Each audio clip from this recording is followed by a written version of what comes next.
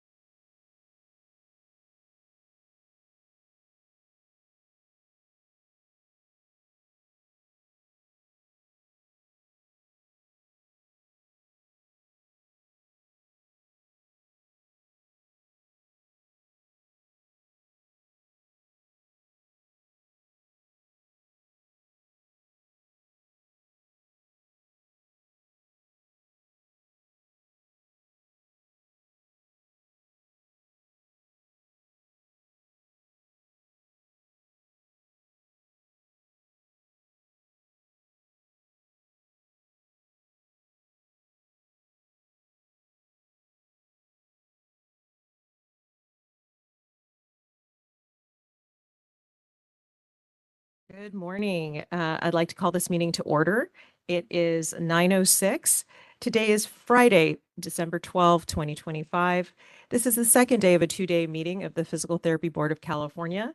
Today we are meeting in the hearing room at Department of Consumer Affairs, 2005 Evergreen Street, Sacramento, California, 95815. We are also meeting virtually via a WebEx component provided by the California Department of Consumer Affairs. This is an official business meeting of the Physical Therapy Board. The board's role remains to maintain consumer protection and consult with local and state entities on laws and regulations pertaining to the physical therapy industry. We will take public comment on specific agenda items, and at the end of the meeting, there will be a comment section for agenda items not on the agenda. Public comments must be specific to the agenda item that is being discussed.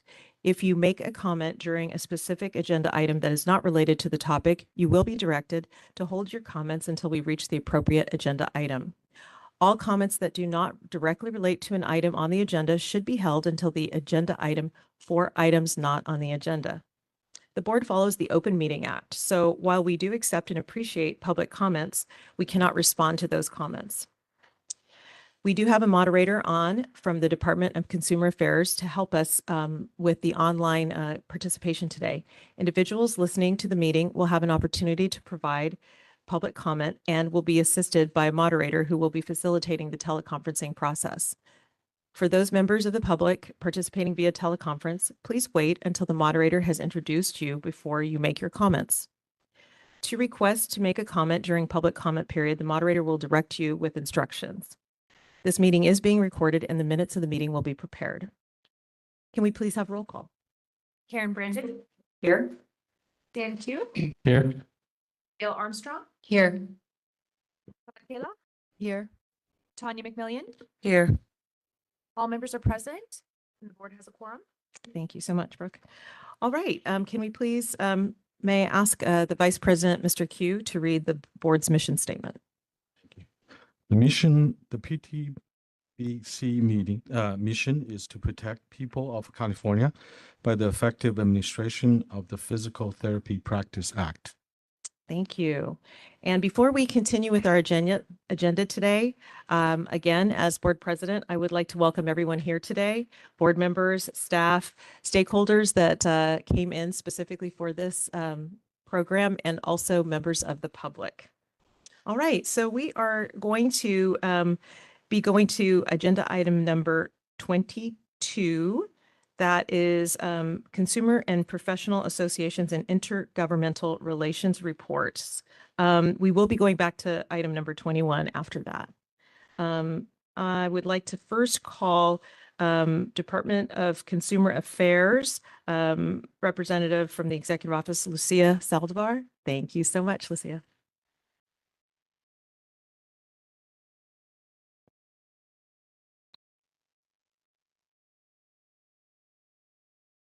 We also have a rather special guest this morning in the director of the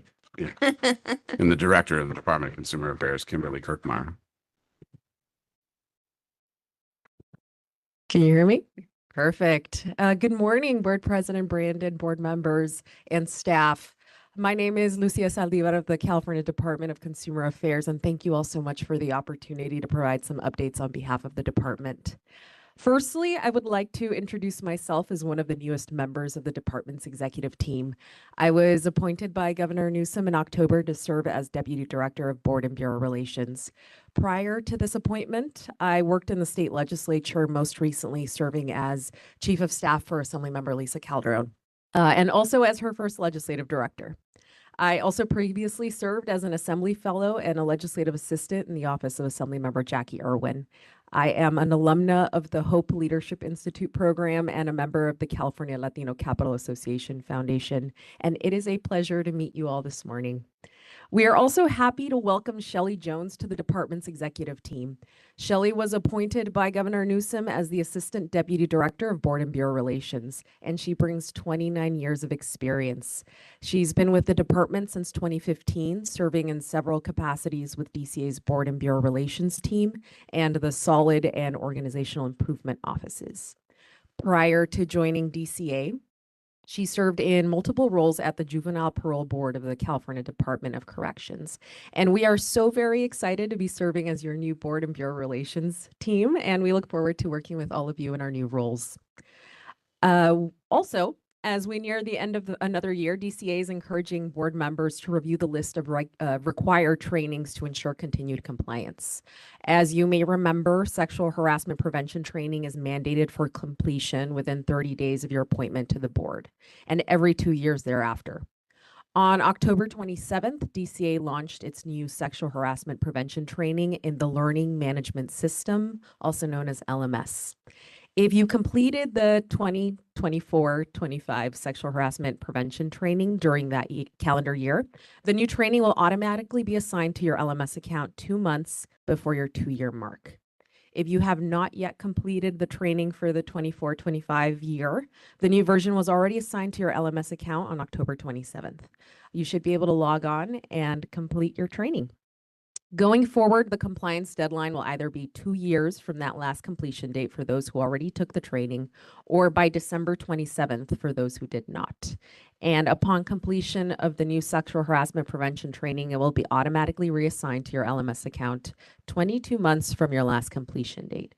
But if you have any questions or you need assistance accessing LMS or the training, please do not hesitate to reach out to memberrelations@dca.ca.gov. We are also officially in the season of giving, and DCA is honored to join in 2 annual charitable campaigns: the Our Promise California State Employees Giving at Work and the State Employees Food Drive. Every year through the Our Promise California State Employees Charitable Campaign, state employees, which includes board members, have the opportunity to support the nonprofit causes that they are passionate about through payroll giving or one-time donations.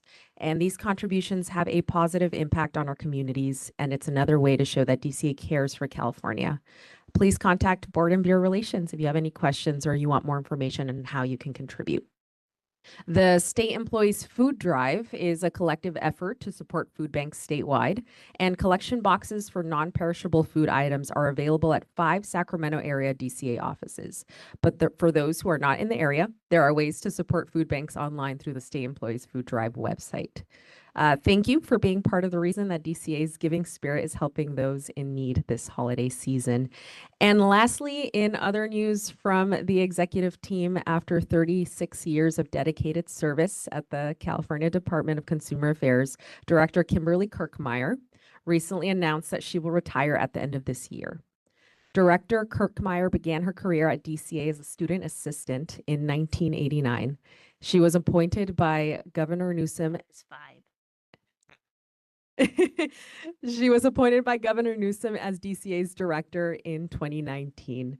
And within her first 6 months on the job, she navigated severe wildfires and the start of the COVID-19 pandemic, including transitioning the department's 3,500 employees to telework. And Director Kirkmeyer is here today, and I would like to turn it over to her to provide some remarks. Oh, first of all, am I on? All right. First of all, I just want to thank you for inviting me here today. This will be my last board meeting to speak at. So it's a little bit, sad. And I'll try to make it through. But anyway, I just wanted to thank you all for your dedication to consumer protection. It truly has been an honor for me to serve as the director of this incredible department.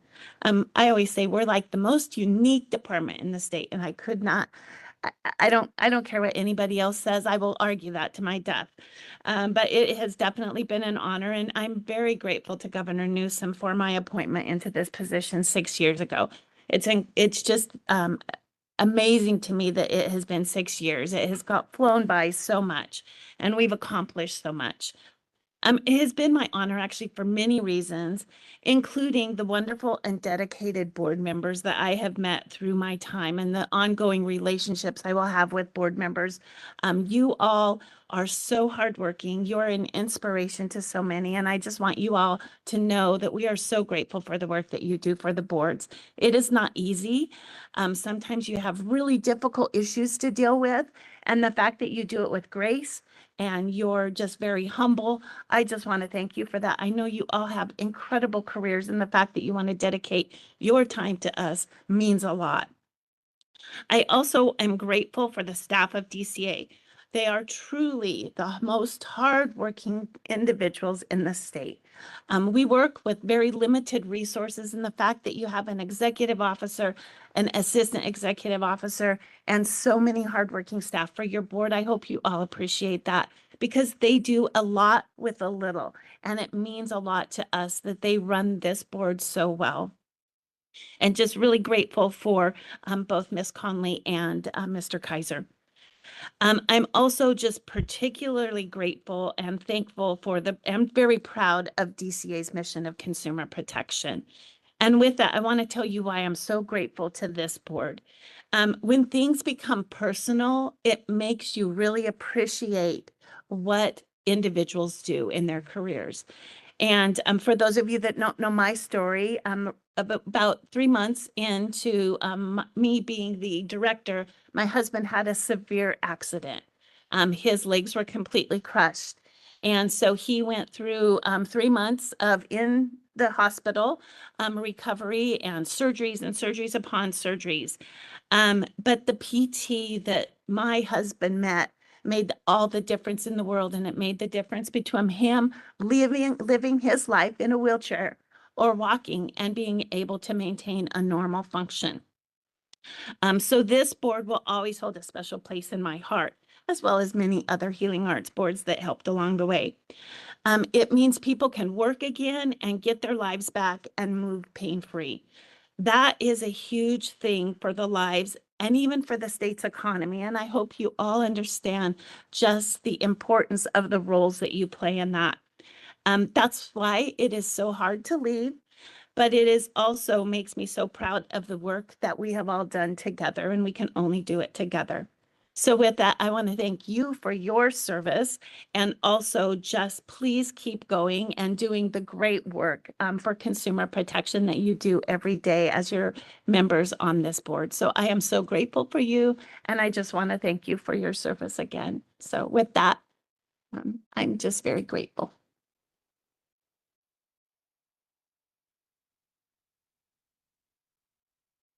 And we'll open it up for questions for DCA.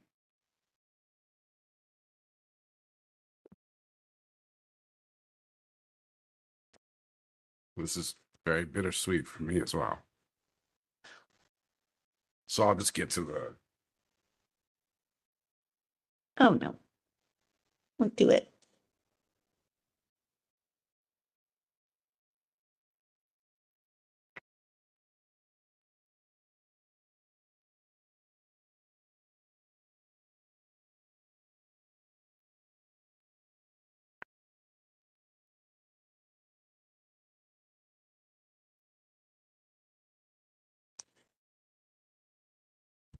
the dedication to them for their experience, their commitment and sacrifice and participation. So I thought it only right this composition of the board did the same thing in this trip. So Bill joined Dr. Brandon and I. No, that's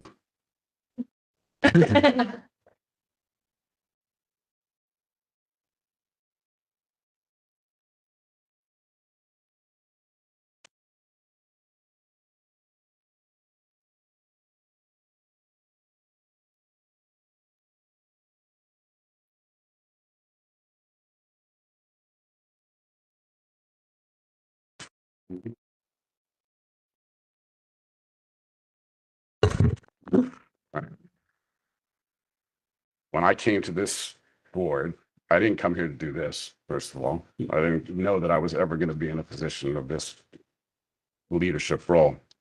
And at the time, I'll say that we had kind of a mentorship problem at the time. There weren't a lot of people that I could rely on. But while you were at the department, and then when you moved to the medical board, you helped me tremendously.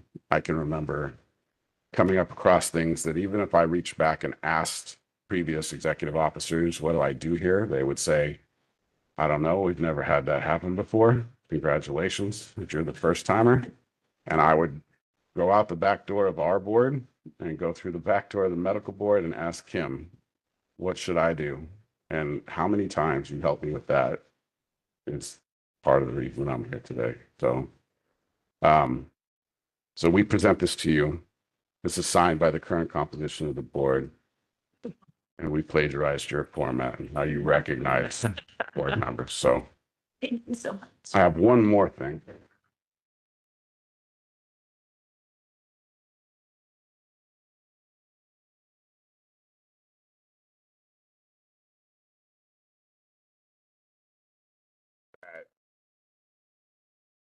Exit. Similar to an athletic system, retire their jersey. I have a number of retired jerseys in the halls that need to be seen now, but I don't have one in blue and gold. And I don't have director jerseys that I'd hang in my hall. So this one is for you. We have a copy that will be hanging in our hall. And just a fun trivia, you recognize the number and why? Tell you a funny story, right? when we first got here, we suffered with an antiquated data system called the Consumer Affairs System in CAS. And we all identified each other by the last 2-digit teller number. And so I had to go back through that archive and find out what your teller number was. We're 68, and the funny thing is, for the PTBC, I was 68 also. So eventually, when my jersey gets hung in the PTBC, there'll be two 68s on the wall. together. Okay. Thank you so much. Thank you.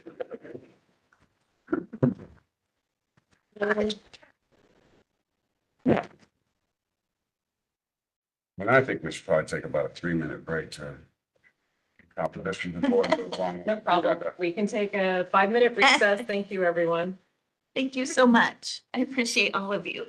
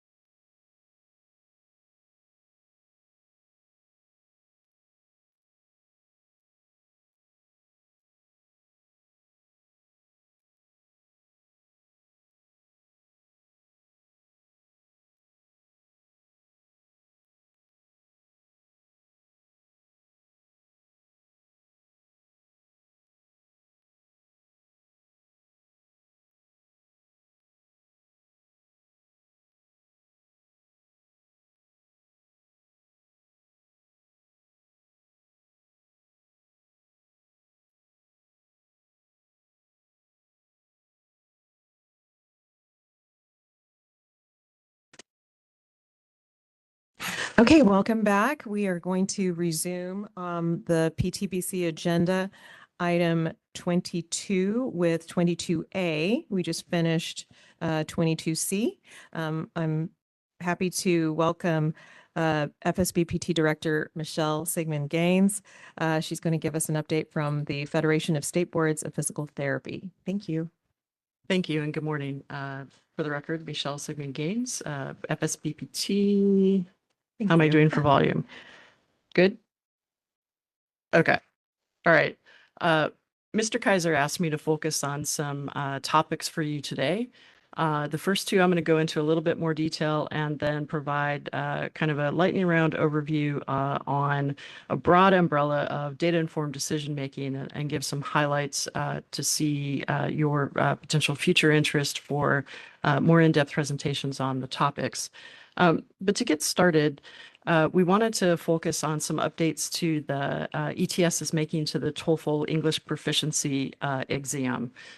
They're making a number of enhancements or changes in the way the exam is administered, but perhaps the biggest item for jurisdictions to consider is that they're changing the existing scoring scale. And they're moving from what was discrete points on a 120-point scale with different categories to effectively a 6-point scale in half-step increments. Now, ultimately, this does make it align better to the CEFR, the Central European Framework on English proficiency across nations. And the other piece is that it starts January 2026. However, there is a 2-year transition period where ETS will be providing the TOEFL score reports with both score scales. So for jurisdictions that have specific requirements for the exam in rule, for example, you will still see the scores as they are presented today. But ultimately, during the transition period, the standard for TOEFL scores that the FSBPT puts out will need to be updated. And the reason for that is that the scales don't absolutely align. Kind of the key point on this slide is that, as an example, if you had a listening score of 20 under the new scale of the 4.5, that would be considered a passing score, but would not meet the standard that we have. However, if we were to raise it to a 5, then it would require a higher standard than we historically have had. So it's not sort of a slam dunk, if you will, implementing the new scale. There needs to be some thoughtful consideration on what an appropriate standard would be to make recommendations out to states. So going forward, there's more going on in English proficiency as far as potential for multiple different tests that are coming online, such as the Cambridge or the OET, that it is possible, depending on your jurisdictional requirements, that an individual might have to complete different tests for USCIS and the requirements that you have. And that is going to be wrapped into our deliberations as well. So our plan is to initiate a task force to look through the standards, look through the new exams, and make that recommendation for a new standard within the calendar year so that jurisdictions have time to take that information and make whatever adjustments you may need to make in your requirements in your jurisdiction.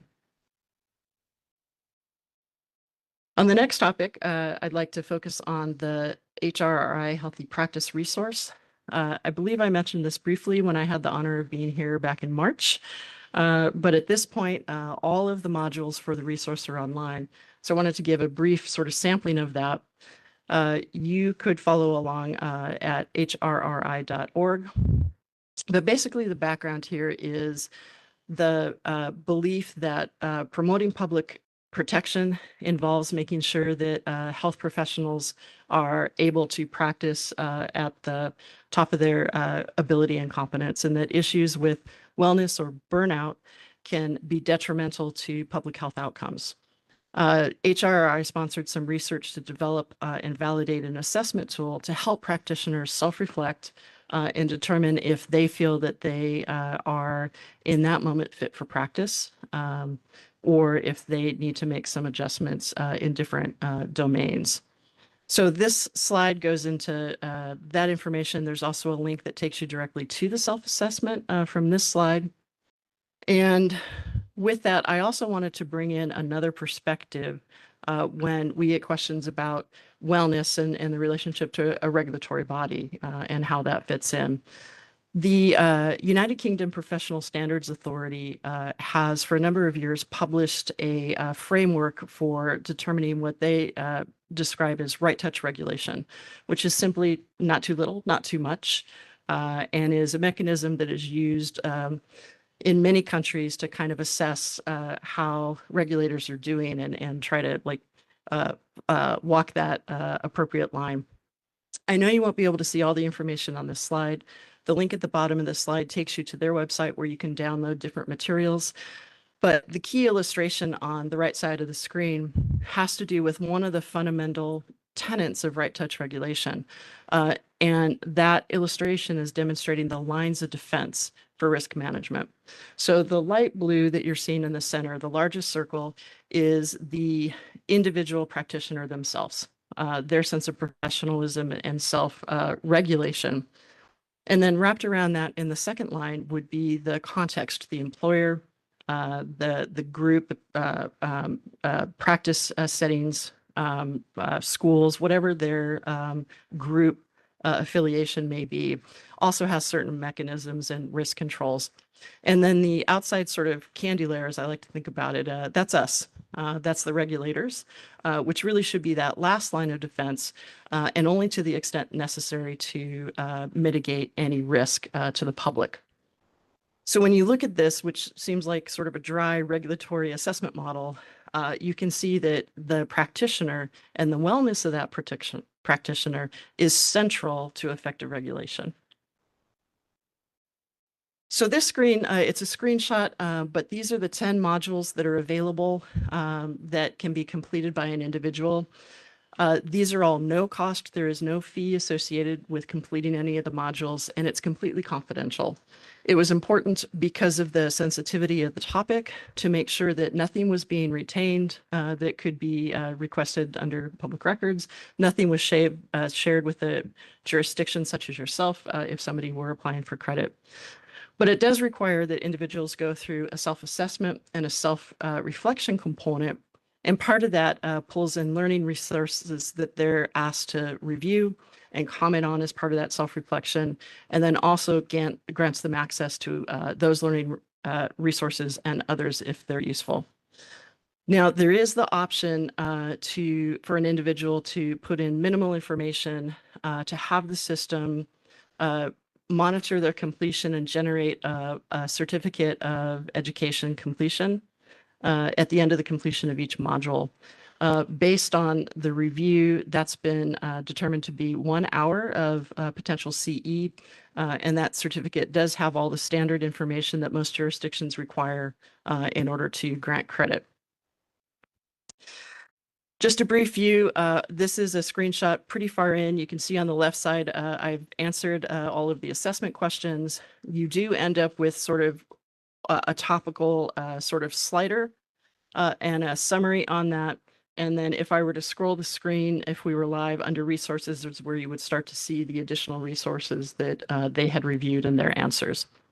Individuals do have the ability to print off in PDF so that they can save a copy of everything else, but otherwise, once they leave the site, none of that, their answers are retained.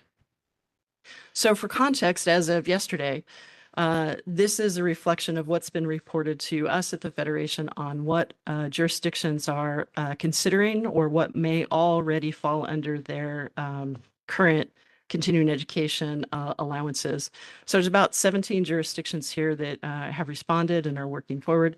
You can see that Mr. Kaiser has indicated that it appears that this may qualify under your alternate pathways for continuing competence.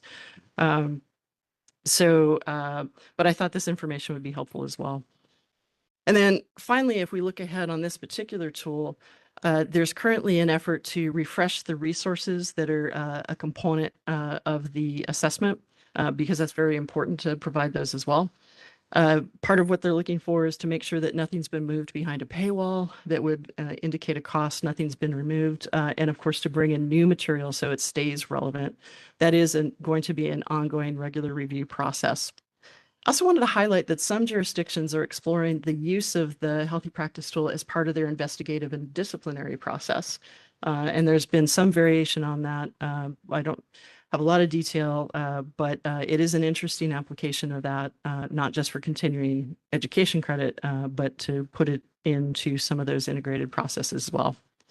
And I do also want to highlight that even though I'm presenting to you as the PT board, the tool is actually designed open-ended for all healthcare professionals and they can indicate that, and there are certificates that can meet other professions. So we felt it was important, given the sort of level of burnout and workforce issues in healthcare in general, that it's a tool that would be useful. I've gone through the modules. It was very enlightening. I would encourage all of you to try one or two, but that's where that tool stands. And then as a final lightning round, which is trying to give you the high level on what could probably be another hour's worth of presentations. But data-informed decision-making, I know that's all near and dear to all of our hearts on being able to make better decisions that are human-centered but informed by data and actual information. 3 key strands have been a focus for the Federation in the past year and will continue to be going into 2026. The first one is what we call affectionately strengthening the ELDD, which stands for just the database of exam, licensure, and disciplinary actions. So it's all the information that comes in from all the jurisdictions, such as yourself, information that we can push out to jurisdictions such as exam scores and disciplinary actions in other jurisdictions. So it's that mechanism. Due in large part to continued participation of compact states in the compact statute, it does require frequency and participation in sending data at least weekly. As a result of that, the quality of the data in the shared ELDD has improved significantly. Before, Federation staff were having to go out, review all your websites and bring that information back in. Much of that is being automated. Some of it has been brought up to daily updates.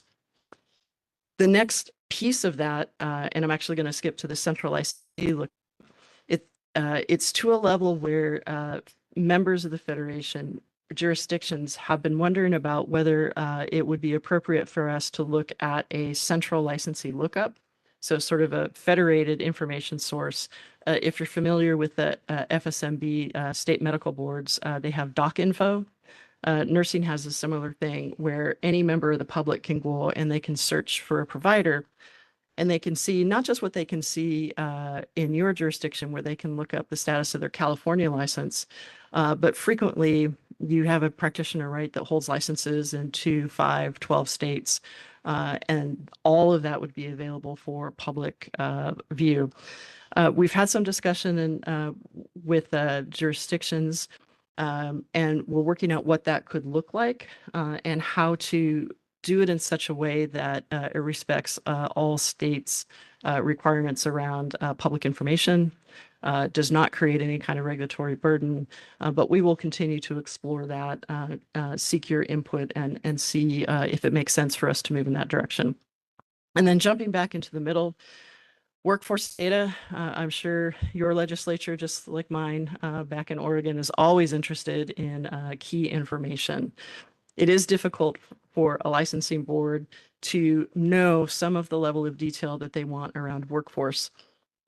Our information as jurisdictions tends to be around whether they hold a license or not, but not necessarily are they actively practicing, where are they practicing, are they even practicing in the state or just holding on to a license.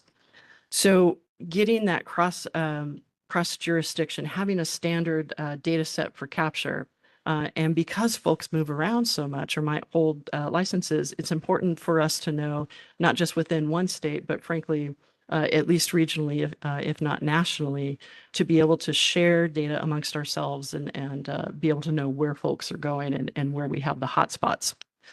But as I mentioned before, healthcare is not a silo. The shortages when you talk about coordinated care teams, and in some rural areas, it's important to know what the workforce elements are across professions. And so we're also doing work on making sure that what we do is extensible and can apply to all professions. So with that, that's my lightning round. I know, just a teaser on that. I would love to come back and present on any one of those topics, or a deeper dive just on our data efforts at a future meeting, but I'll pause and happy to answer any questions.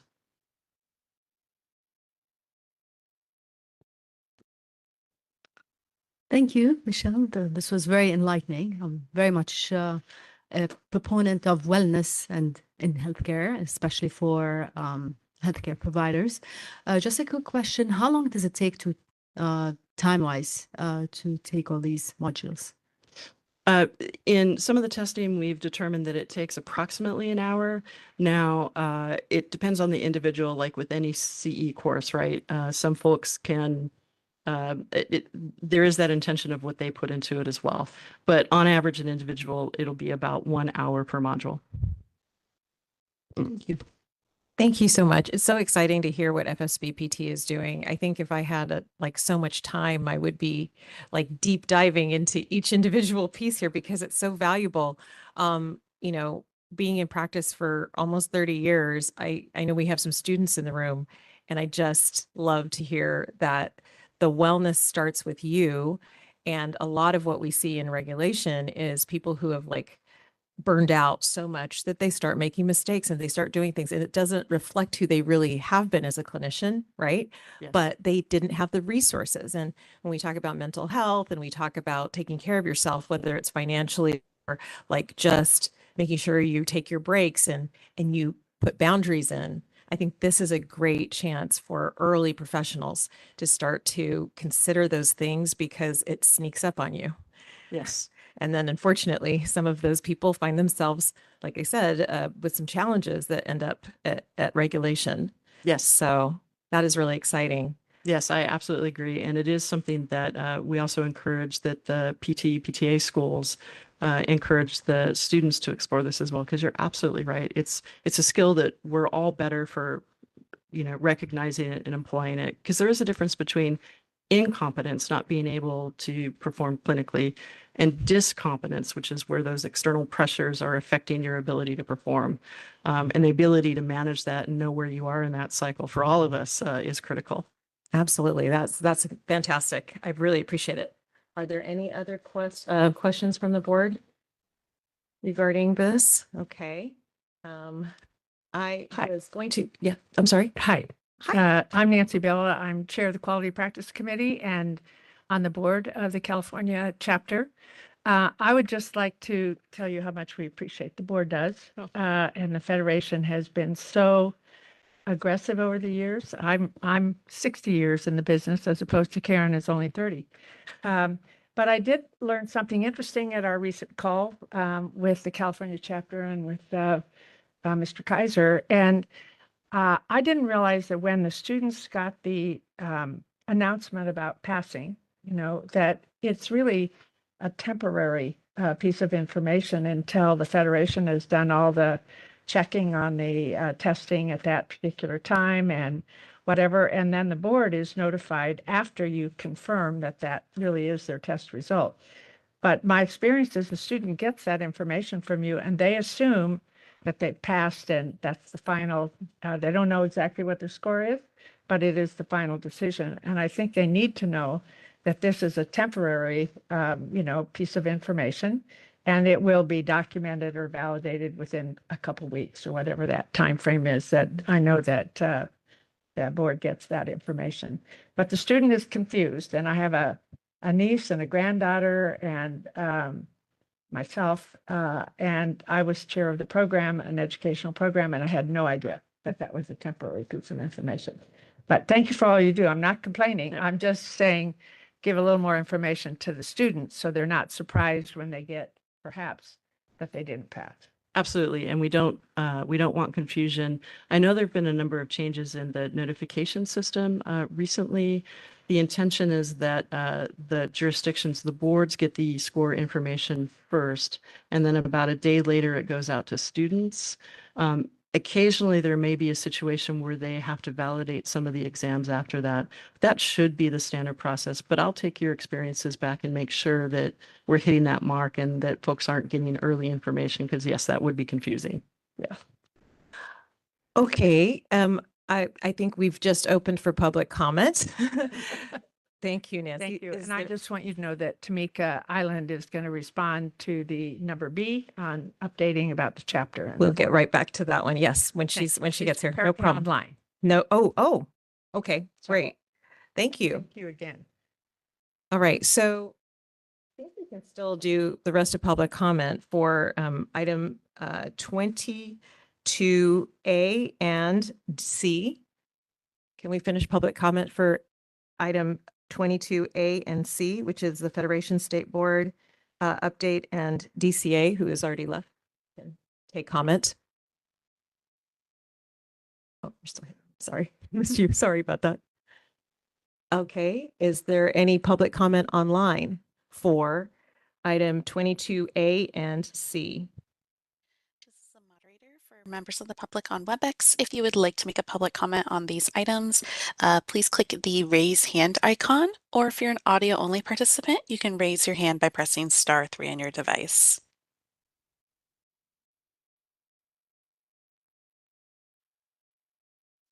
All right, and it appears there are no requests for public comment at this time. Okay, thank you. I will move on now.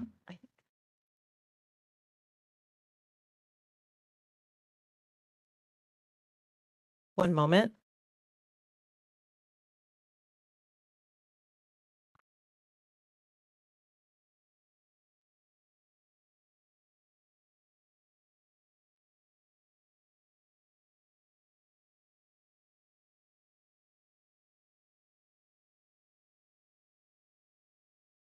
We're just going to see if we can do item 22B via WebEx presentation.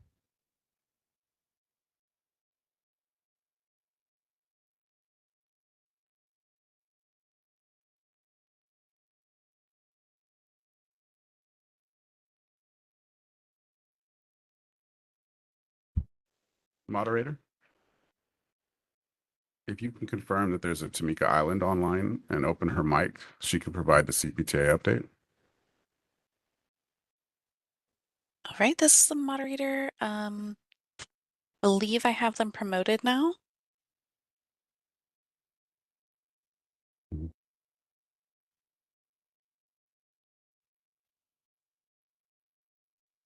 Good morning. Can everyone hear me?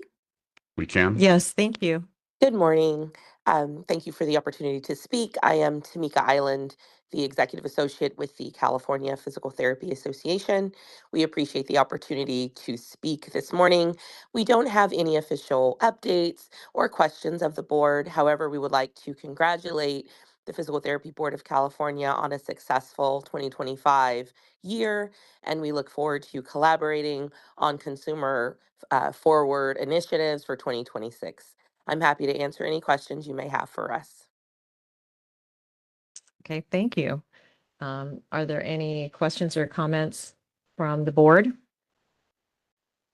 Okay, no. Any public comment or questions for this item 22B? Any public comment online?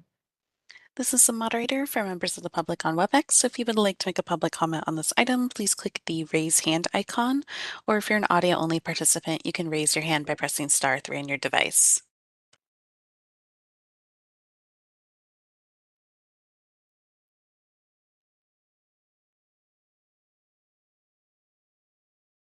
All right, and it appears there are no requests for public comment on WebEx at this time. Thank you very much. All right, we are going to move on to the next item on the agenda, and that is 21. I'm sorry, 20. Yeah, 21. We're going to initiate a presentation of the use of physical therapy on animals. Council, did you have a few comments about the presentation? Yeah, for those of you who don't know me, I'm Michael Knotes. I'm the general counsel for the board. And I know everyone is eager to do their presentations and the board is eager to hear all that information. So even though I went to law school and I acquired this disability of having to talk really long about things that could be much shorter, I'll try to make this short. So just some brief sort of ground rules and expectations. Please respect everyone's opinions and be courteous. And also sort of just to confirm that these are informational presentations. I think you're going to get some great questions from our board members, but the board is not going to be discussing or debating these issues and won't be taking a position on pending legislation or the issue in general. Those debates and deliberation happen in the policy committees of the legislature, including, of course, here the business and profession committees of each legislature. So we do have a very full schedule today. So following the presentations, we will be, of course, taking public comment in the room and online. And for public comment on this topic, we're going to limit that to 5 minutes for each individual who'd like to make comment. So with that, I think we can get started. Thank you. We are going to start with a presentation by Leslie Adrian, the Director of Professional Standards at the FSBPT. We're really thankful to have her. She has presented several times on different task forces impacting scope practice issues and has a lot of great information from across the U.S. and different states. Thank you so much for participating again. Thanks for the invitation.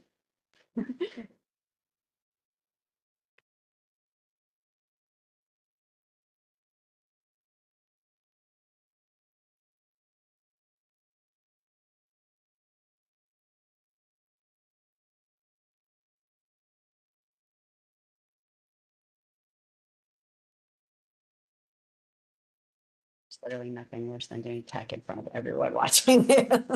It's the worst.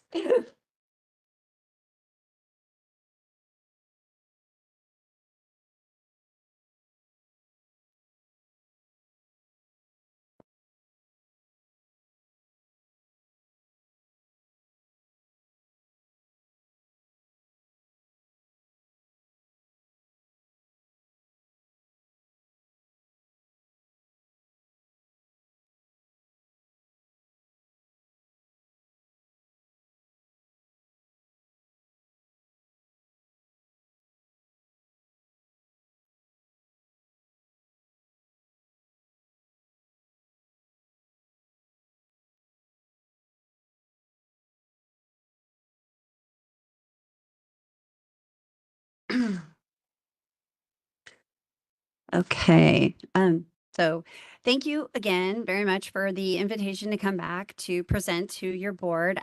It is always wonderful for us to actually get in person with our members and to be able to help to share some information that we might have on a specific topic of interest to them. So I am glad to be here. I am going to place one very strong caveat on the presentation, and that is that I myself am not an authority on animal physical therapy. Although I hold a license as a physical therapist, this is not an area of practice that I have ever done or really been part of. So if you were to ask me very specific questions on, what do I do with this dog, I would say I have no idea. We'll, get into that a little bit more about training and, where this level of practice kind of lands around an entire scope. So, but that is one thing. If you did start asking me very specific questions about what do physical therapists do, in these types of cases, I really would have to say I don't feel comfortable speaking to that. So there are clinicians that would do a much better job and give you much better information than I can. Now, when it comes to the regulation of this area or the legislation in this area, that I feel like I have a pretty good background in because of working with the task force that we did with the Federation. So I would just want to keep those two things very separate with regard to my expertise and my knowledge. Okay, so we'll talk a little bit. I am mostly going to focus, like I said, on the animal rehabilitation, current statutes and regulations that are out there across the country. So when we look at state laws, there are 7 states that have specific language for animal physical therapy. And I am going to transition from the term animal rehab really to animal physical therapy, because I think that's really much more what this board obviously would be interested in. And as you'll see later, the task force came to really land on the term animal physical therapy. So that's where I'm going to go to, regardless of what these statutes or regulations do say in other states. So I'm going to bring Michelle back up. When we get to talking about Oregon specifically, it just doesn't make sense for me to talk about her laws and her regulations when she's sitting right behind me. So I will I want to welcome her to come back up. So, but when we look, there are there are exactly 7 states that have specific language for animal physical therapy. And those are Oregon, Nevada, Nebraska, New Hampshire, Wisconsin. And you find those regulations and statutes under the veterinary statutes and regulations. And they're written in a variety of different ways, but that's where they're found, is really under veterinary. And then in Oregon, you have it in the PT practice as well. New Hampshire has a very brief mention in their practice acts, which I'll show you later. And then when we look at PT statutes and regulations regarding animal physical therapy, you really find those in Colorado and Utah. So we're going to look first at the regulations and statutes that we find in veterinary. So I'm going to bring Michelle back up.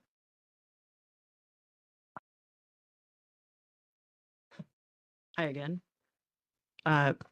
The Michelle Sigmund Gaines, for the record, wearing my director of the Oregon Board of Physical Therapy hat in this instance. In Oregon, we have what I would describe as a coordinated approach to the regulation. And you can see that we have partnering statutes for the vet board and for the PT board. And in both instances, what it says is that a PT may practice under the referral from a veterinarian for treatment. The vet board does have an FAQ. That link is provided on this slide. Now, with that, when it comes to investigations, the vet board in Oregon would have regulatory authority to investigate and sanction if a healthcare practitioner didn't have a proper referral. So if a PT, even if they were trained in animal therapy, but they didn't follow that requirement, it would be considered unlicensed practice of veterinary medicine in Oregon, which has both the administrative sanctions that you see here and also would be considered a Class A misdemeanor.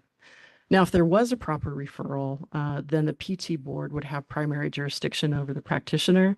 But because of the statutory language, the standards for care and for documentation are driven by veterinary medicine requirements for that continuity of care, if you will. And so we would partner with them to make sure we were clear on what those standards were and that they were following that. When it came to their ability, clinical skills, knowledge, and expertise, then that would, for animal physical therapy, that would fall under us. So what that means is that in theory, this would be a joint investigation. In Oregon, we have the capacity to share investigative confidential information to do those kinds of partnerships. And so that's how that would be executed.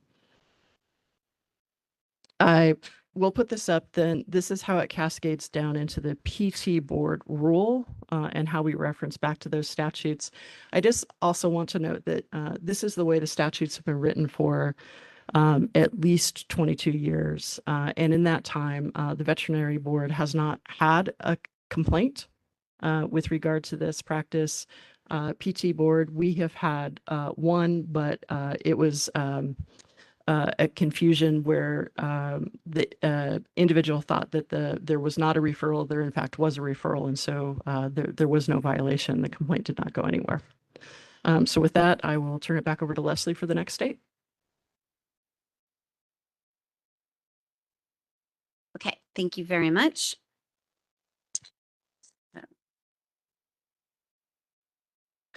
Okay, so I had the pleasure of working on the task force. As I said, I'll talk about that a little bit later. But we had both the representative from the Nevada PT board as well as the representative from the veterinary board, the executive directors actually of both on our task force. So it was really, I got to learn a little bit more about Nevada than I think, and understand it a little bit better than some of the other states. But through the veterinary medical examiners, if a physical therapist wants to provide animal physical therapy, then they need to secure either a certificate, it's a certificate of registration to practice animal PT in the state, and they make that application to the veterinary board. And they do have some restrictions, as in having to have been an active PT in a U.S. jurisdiction for at least a year, and they must have had a Nevada PT license that's in good standing. So you're going to have your Nevada PT license first, and then you're going to make an application to the veterinary board to get this additional certificate of registration. So then you have with the veterinarian who's who the physical therapist is under, they are not required to supervise the PT directly during the animal physical therapy. And the veterinarian is also not liable for the acts or the omissions of the physical therapist. And talking with the Nevada vet board exec director, when she was explaining this to me, why this was important language, it has to do with a veterinary model of care, which it's kind of outside of our level of, our expertise, but they look at things basically, and actually somewhat analogous to like the PT is responsible for all the care that's provided, right? Whether it's provided by a PTA or by the PT is the one that's ultimately responsible. Well, the veterinary is the same thing. And they have that, I think it's even more broadly than what we have in physical therapy, where it's pretty much anyone that touches that animal that has any sort of chain linkage back to the veterinarian is the one who is responsible. So they felt that this language and any language in other states would be very important to say something about the liability of a veterinarian with regard to the animal PT and a physical therapist actually treating it. And we talk through this a lot, as a physical therapist is a licensed individual, someone who has a scope of practice, someone who has their own board to report to, that there really is a mechanism in order to hold them accountable. So this idea of animal physical therapy, it isn't new, right? Like Michelle just said, over 20 years, and the Nevada code reaches back over 20 years, but they all have in common that, sorry, I'm going to backtrack, but the fact that this has been going on a long time, it's not new. I feel like it's something that, when we start talking about it or hearing about it, then we start to say, this is a new area of practice. It's not necessarily new. It just, as PTs start to investigate more and more areas where they can have an impact, then we start to hear about different areas. So, but the states that have been doing this, most of them have in common is that they've been doing it for a while. So in Nevada, you have to successfully complete 100 hours of instruction or specific coursework, or a combination of both, in the animal physical therapy content area. And then they have other specific areas within that denoted in their regulation. And then in addition to these 100 hours of what you'd consider more didactic training, there's also 125 hours of supervised clinical experience that's required with a licensed veterinarian.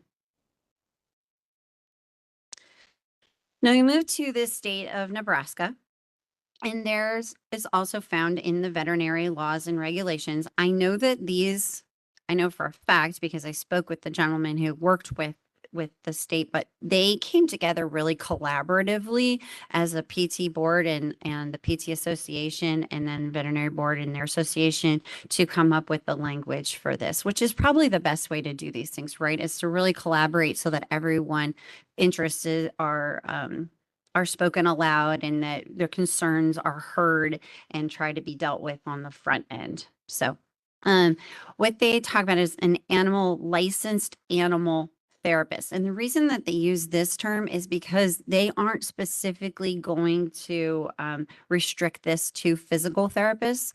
They also have it open to OTs. I believe it was also chiropractors and massage therapists, I think, that can end up getting this credential as a licensed animal therapist. And this is for an individual who is a profession other than veterinary medicine and surgery. So, and then they would have to meet the additional standards for training regarding the performance of that healthcare profession on animals. And then there's a whole rules and regulations that are written that's specific to this. And then they have to get a license as an animal an animal therapist by the department. So it's a whole different credential in addition to your PT credential. So you can kind of see the theme with both Nevada and Nebraska in the way that they do that. So again, they've laid out their training program, another 100 hours of didactic training, and then they have 40 hours of supervised clinical training. And they're also required that there have been a competency assessment performed. So one of the restrictions that they have is the things that, and I think this is we'd have to really read through the regulation or the statute to understand this clearly, but the treatment for animals is limited to your human scope of practice. So if you can't do it with the humans under your scope, then you can't do it with the animals under your scope. So, and like I said, it was a variety of different professions. So, PT, OT, chiro, massage therapists, and acupuncturists are all eligible to get this credential as an licensed animal therapist. And then there are requirements for additional continuing education. Okay, so we moved to New Hampshire. And originally, the information was found in the Physical Therapy Practice Act, and they defined the word animal physical therapist. And it is an individual who's licensed to practice physical therapy in New Hampshire and has obtained a certification to practice on animal physical therapists. So again, you need both. You need to you start with the PT license and then you you get the additional certification. And then they went ahead and defined animal physical therapy. And then in rulemaking, or it talks about in rulemaking that they'll establish criteria for the initial and the renewal and reinstatement for certified animal physical therapists. Well, then you go and you look further and you see that that animal physical therapy certification used to be found in the PT Practice Act, but it was repealed from it. And now it is found in the Veterinary Practice Act. I don't have any background or information on why that was done. I just know that it was. And again, we'll make note that we're looking at something, in the early 2000s. So again, they've had the statutes and regulations in place for a while. So then I went to the Veterinary Practice Act to take a look. And again, the animal physical therapist and the animal physical therapy, those definitions remain pretty much the same. There's, again, the specification that the certification to practice animal physical therapy comes from the Board of Veterinary Medicine. And to get that certification, these are the regulations that come from, the statute that comes from the Veterinary Practice Act. And one of the things I want to make note of is that they do need to have a referral from the veterinarian. So I think we're pretty much 3 for 3 or 4 for 4 on that when we looked at the current statutes and regulations. And then one other thing I want to say before I move on to Wisconsin is that my understanding is that the majority of treatment right now is really performed. It is not limited to, but the majority of treatment is really canines and equines. So dogs and horses. Those are the 2 biggest areas of practice. I do think that there are people that are doing other things with other animals, but those are really the two biggest areas. So Wisconsin comes at this a little bit differently. And again, this is found only in the veterinary statutes and laws, statutes and regulations. But when they talk about a veterinary referral to a license holder in another profession, so this isn't talking about using their vet techs or referring to another veterinarian, but it's very specific for another profession that's licensed in the state. And they call these things complementary, alternative, and integrative therapies. So CAIT, CAIT. And this is a group of preventative, diagnostic, and therapeutic philosophies and practices. And you might see, again, acupuncture, homeopathy, manipulative therapy, other manual therapies, which you see in osteopathy, chiropractics, physical medicine, and therapy. So I think that's where PT would really fit in this list. And the veterinarian has to make the referral to a client for treatment of a patient. So by client, I think they are referring to the other licensed practitioner. So, which is kind of weird because a lot of times we talk about patient client, or make a referral for the client, but it's referral to a client for the treatment of a patient by a license holder in another profession using these complementary, alternative, or integrative therapies.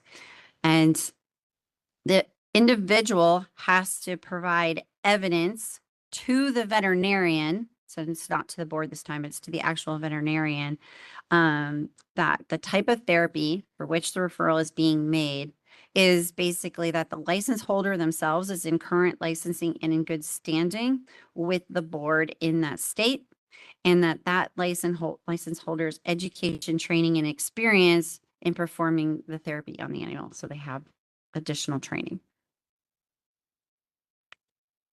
Okay, so now we're going to go look at the couple of states where you're going to find this information more in the PT statutes versus the veterinary statutes. So the first one is Colorado, and they have an area, it's called Special Practice Authorities and Requirements, and it's specifically about the physical therapy of animals.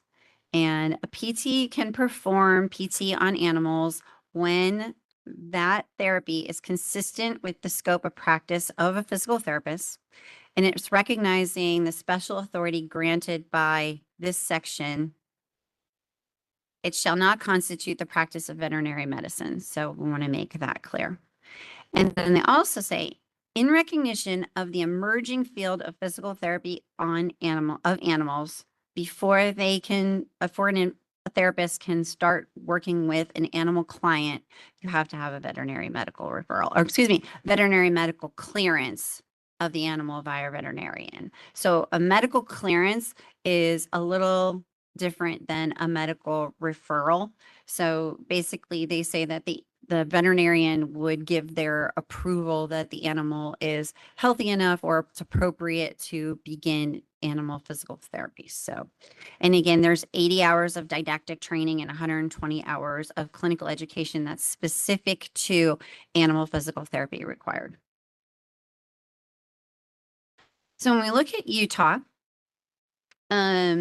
this is the way that they have in their statute that they have written this out. So again, upon written referral by a licensed veterinarian, the practice of animal physical therapy can be completed by someone. They have to have had, again, 100 hours of didactic training, and they have specific requirements regarding anatomy and some hands-on training of the animals.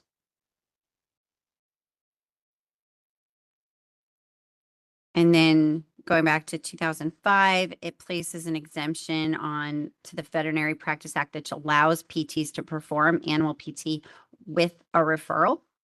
And then in 2009, they amended the PT Practice Act to include animal physical therapy for both PTs and PTAs. This is the only state I know of that allows PTAs to actually be included in animal physical therapy. So this is specifically the law from the Utah PT statute. And it says that, again, that you can practice animal physical therapy if you have the 100 hours of training and education. And then they're going to break that down further and then you will need to have additional continuing education. So staying with Utah and talking about their physical therapist assistant, very similarly, a PT assistant may practice animal physical therapy within the scope of that PTA's practice if, again, they are under the on-site supervision or general supervision of a PT who has complied with all the requirements, and they also complete the additional training, the PTA themselves. So not just the PT, but the PTA themselves would also have to go through the training.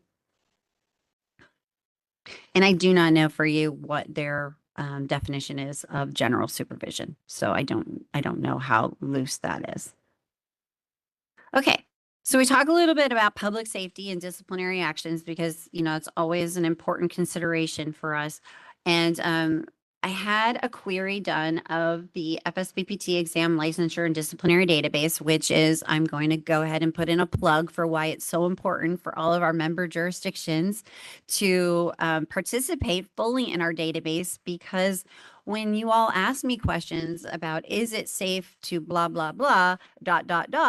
Well, this is the first place that I turn, is querying our database. And the better the quality of our information is, then the better answer I can give you. So we do thank all of the states who are participators and champions, and we would put California definitely in that list. So in the ELDD, there was one disciplinary action, and that was from Colorado.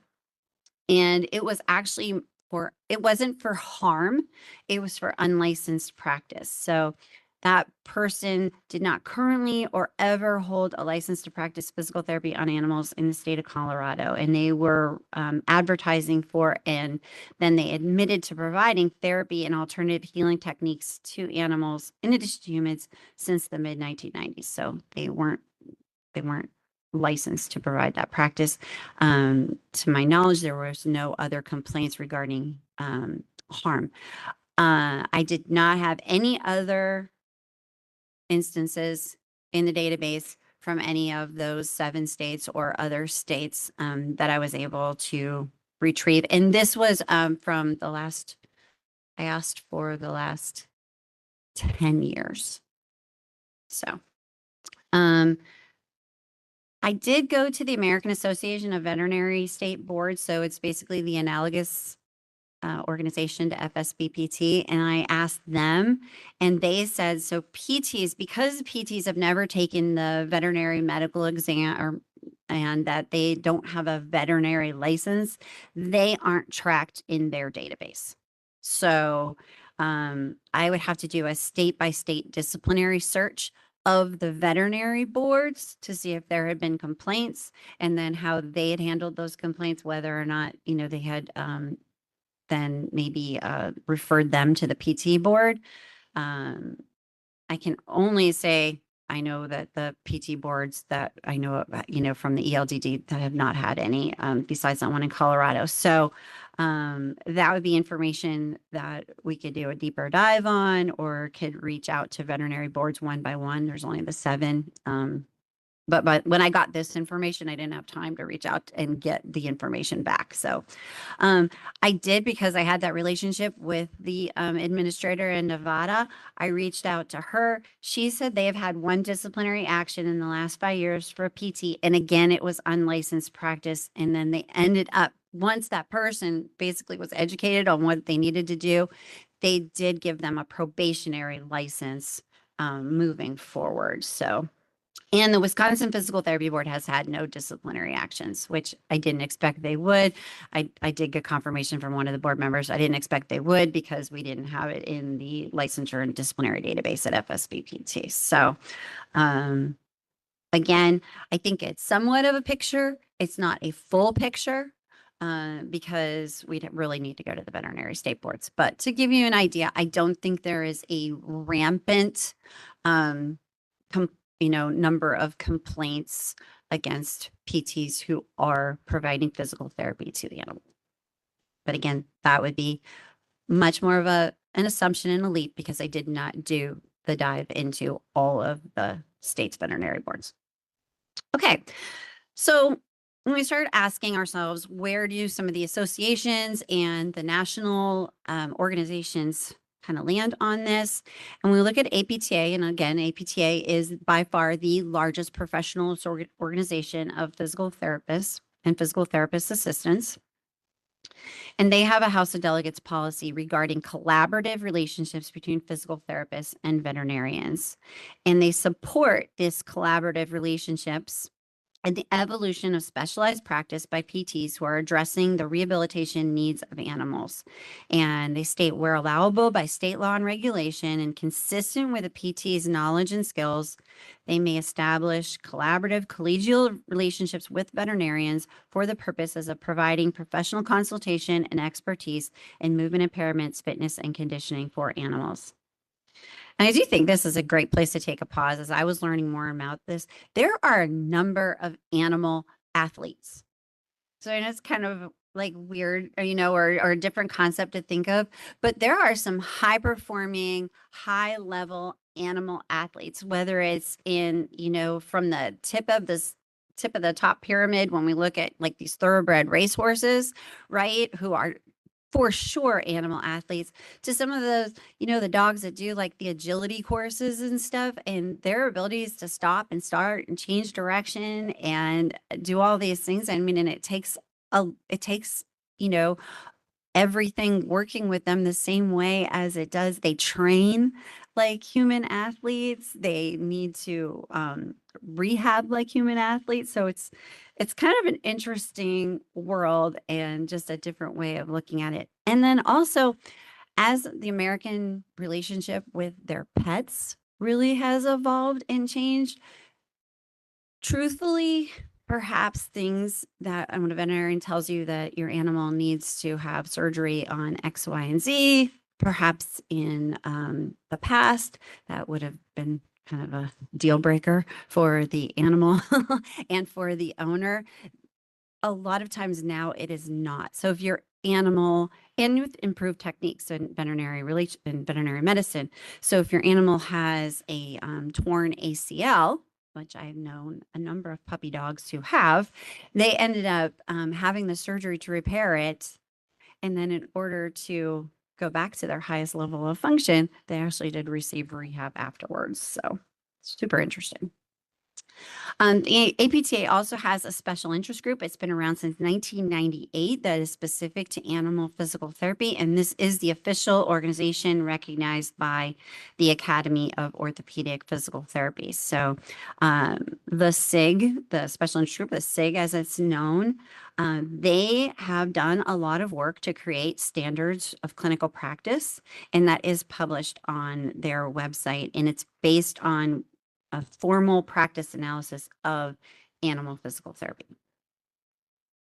So it's probably a very good source of information if the board were going to, want to understand better what you need to do for, in order to practice at a high clinical standard.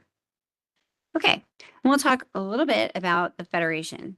So there was a member of the Ethics and Legislation Committee who is a nationally renowned and known for his work with animal physical therapy. And he was on the Ethics and Legislation Committee at the time when we were doing a review of the Model Physical Therapy Practice Act.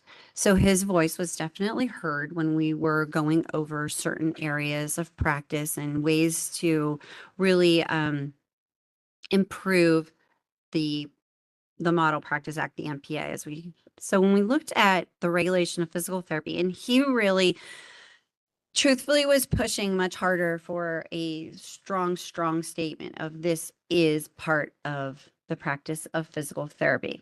At that time, the committee who does the first round of revisions and review prior to sending it to the FSBPT Board of Directors for their approval and then publishing, felt that was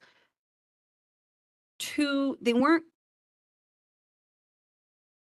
comfortable doing that because this is not an entry level area of practice. So the MPA is really supposed to guide what is capable of a person getting out of school, right? Like this is the Practice Act that we would like to see used as the gold standard from all of our members and all of the state boards.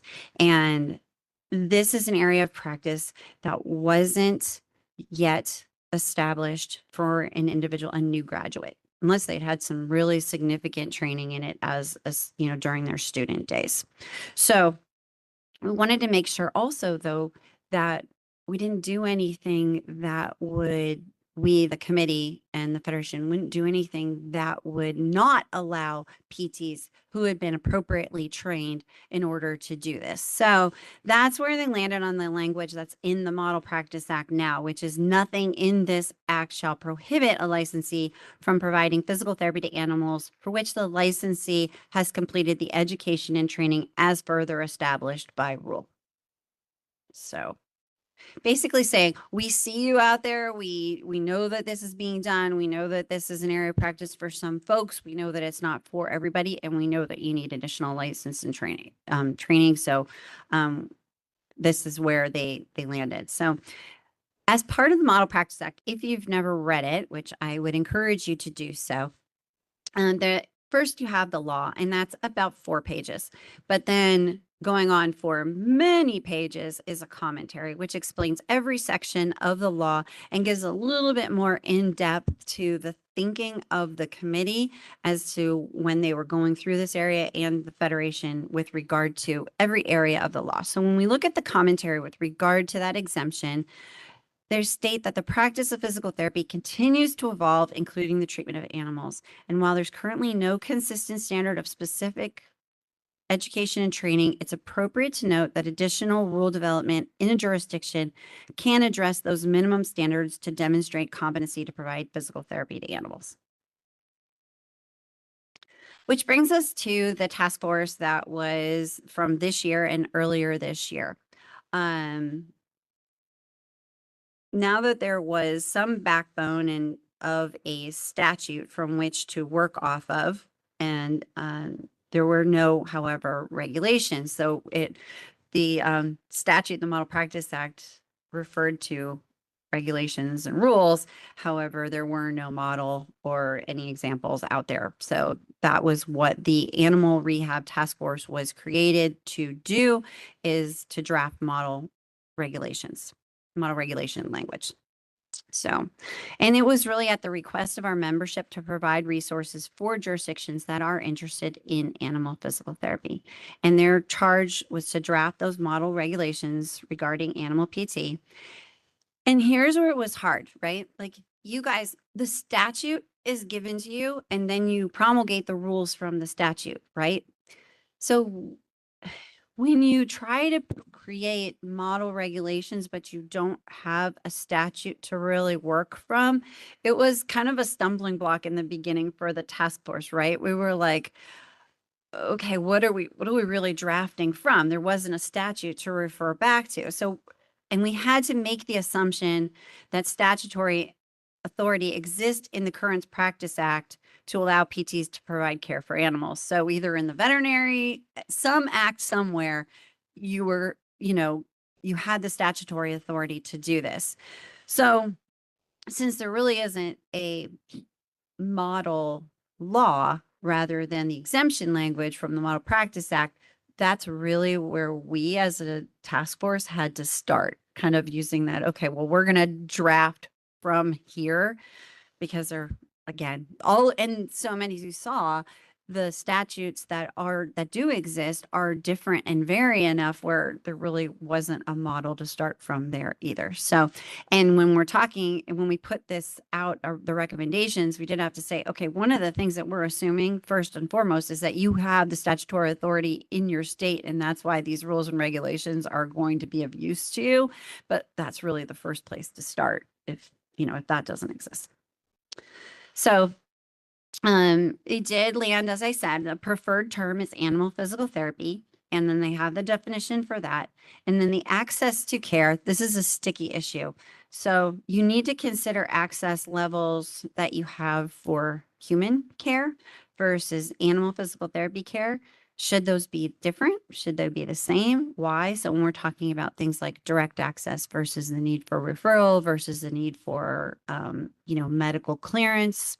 And, I think it's just a consideration for boards as they look at this area and they say, okay, we have this standard for, one group of clients and patients and potentially a different standard, and just be able to back up whatever that decision is. I'm not going to tell you what your decision should be. I'm just going to say you should probably consider it and understand and look and say thoughtfully, why are we doing one versus the other or the same?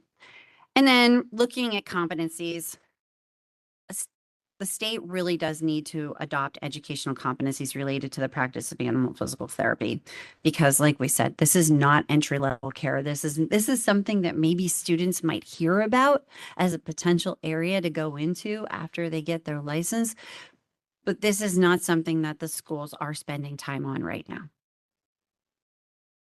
So the qualifications from the model regulations to practice animal physical therapy, an individual must hold a current license as a physical therapist and successfully complete board-approved educational competencies regarding the performance of physical therapy on animals.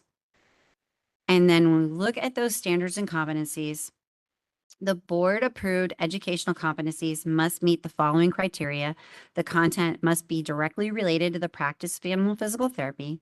The instructors must be qualified by education, training, or experience. And then again, 100 hours of didactic instruction, which must include those list of things. So animal behavior, animal restraint, zoonotic and infectious diseases, the comparative anatomy and physiology of animals, pain recognition in animals, because that is very different than it is for humans, animal comparative biomechanics, common neuro and orthopedic conditions in animals, and evaluation of the animal patient. And in addition to that, a minimum of 40 hours of supervised clinical experience under the supervision of a licensed physical therapist with experience in animal physical therapy or a licensed veterinarian. And the task force went back and forth on who an appropriate supervisor would be.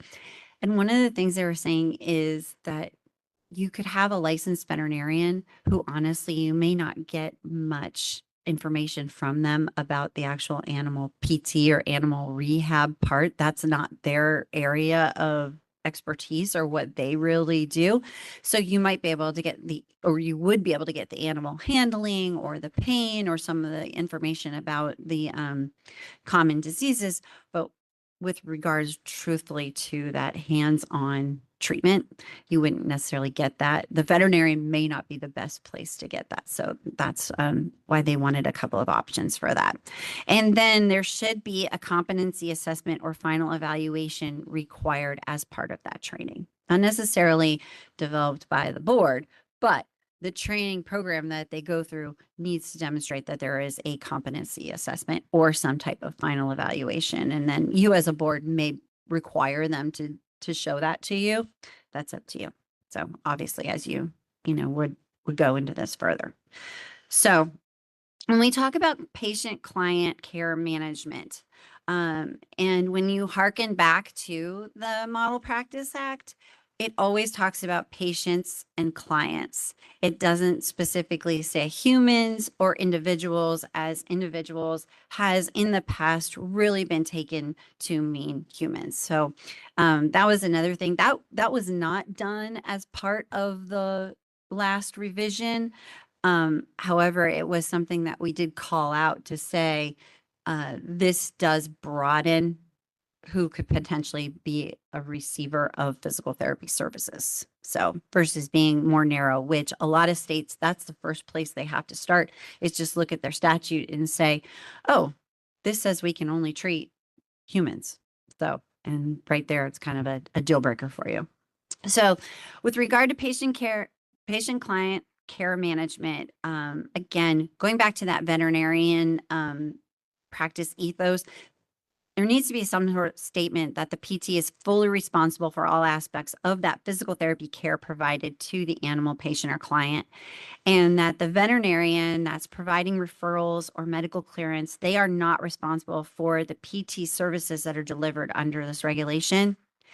And another, to make it very clear that the performance of animal physical therapy with regard to that regulation does not constitute the practice of veterinary medicine.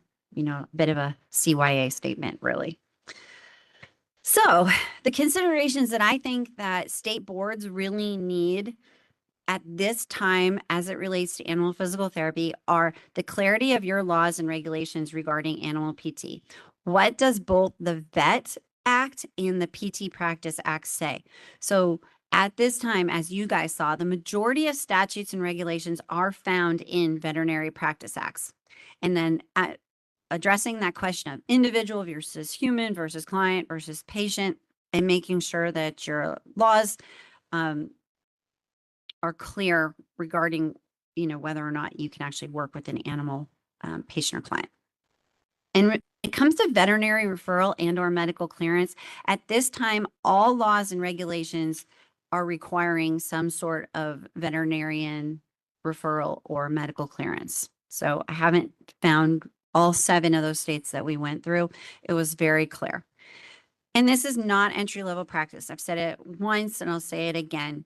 There is no accrediting body for animal physical therapy post-grad education. There are no specific standards for what an education program should look like or is. So there is no national certifying body that says you are now an animal physical therapist because you have gone through this particular program.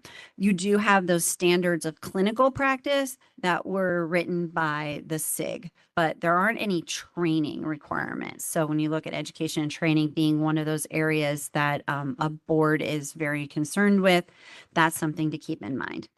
And then finally, in this situation, the animal is the public. So asking yourself, what's your comfort level determining the health and safety of your public? So if you have questions at this time, I'm happy to address them. That is everything that I had to bring to you today. Thank you so much, Leslie. That was really thorough. And the task force had started this year, 2025. Yes, And it concluded this year. It did. Okay. Yep. And, Yep. and do they have plans to continue with any second or follow-up? At this time, there has been no direction from the FSBPT board to continue anything more with this task force. So they had a very discrete charge, which was to create these model regulations.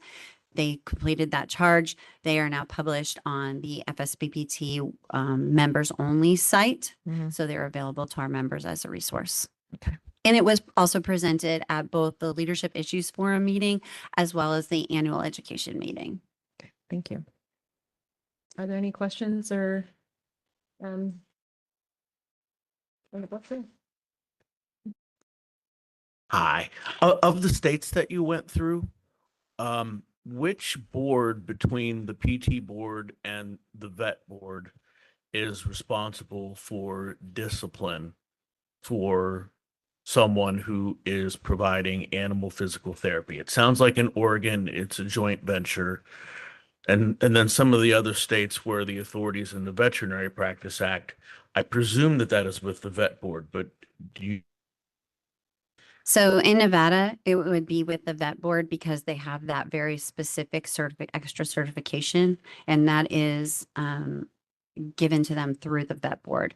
So I think it's in both Colorado and Utah, because those are specifically in the PT statute, it would be the PT board. And Nebraska, also the credential is given by the veterinary board.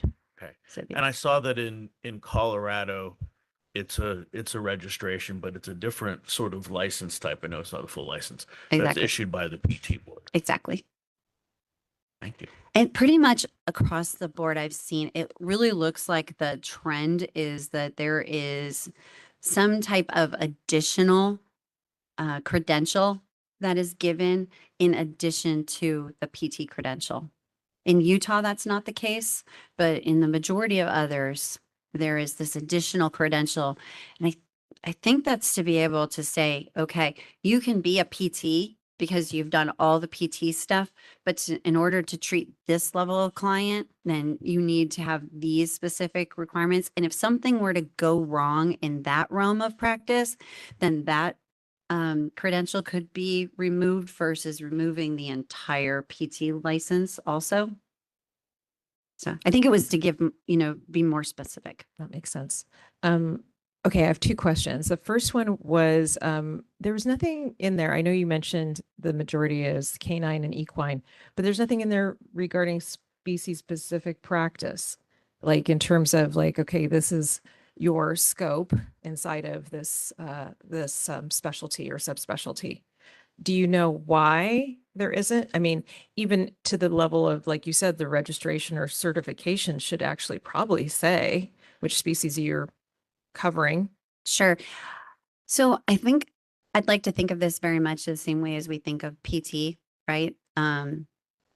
While I was practicing, actively clinically practicing, for the most part, I was doing outpatient orthopedics, right? With adults or at least teenagers, right? Although my license said I could have worked with any age group and do anything, right? I could have gone and treated neuro. I could have done spinal, worked with patients that had spinal cord injuries.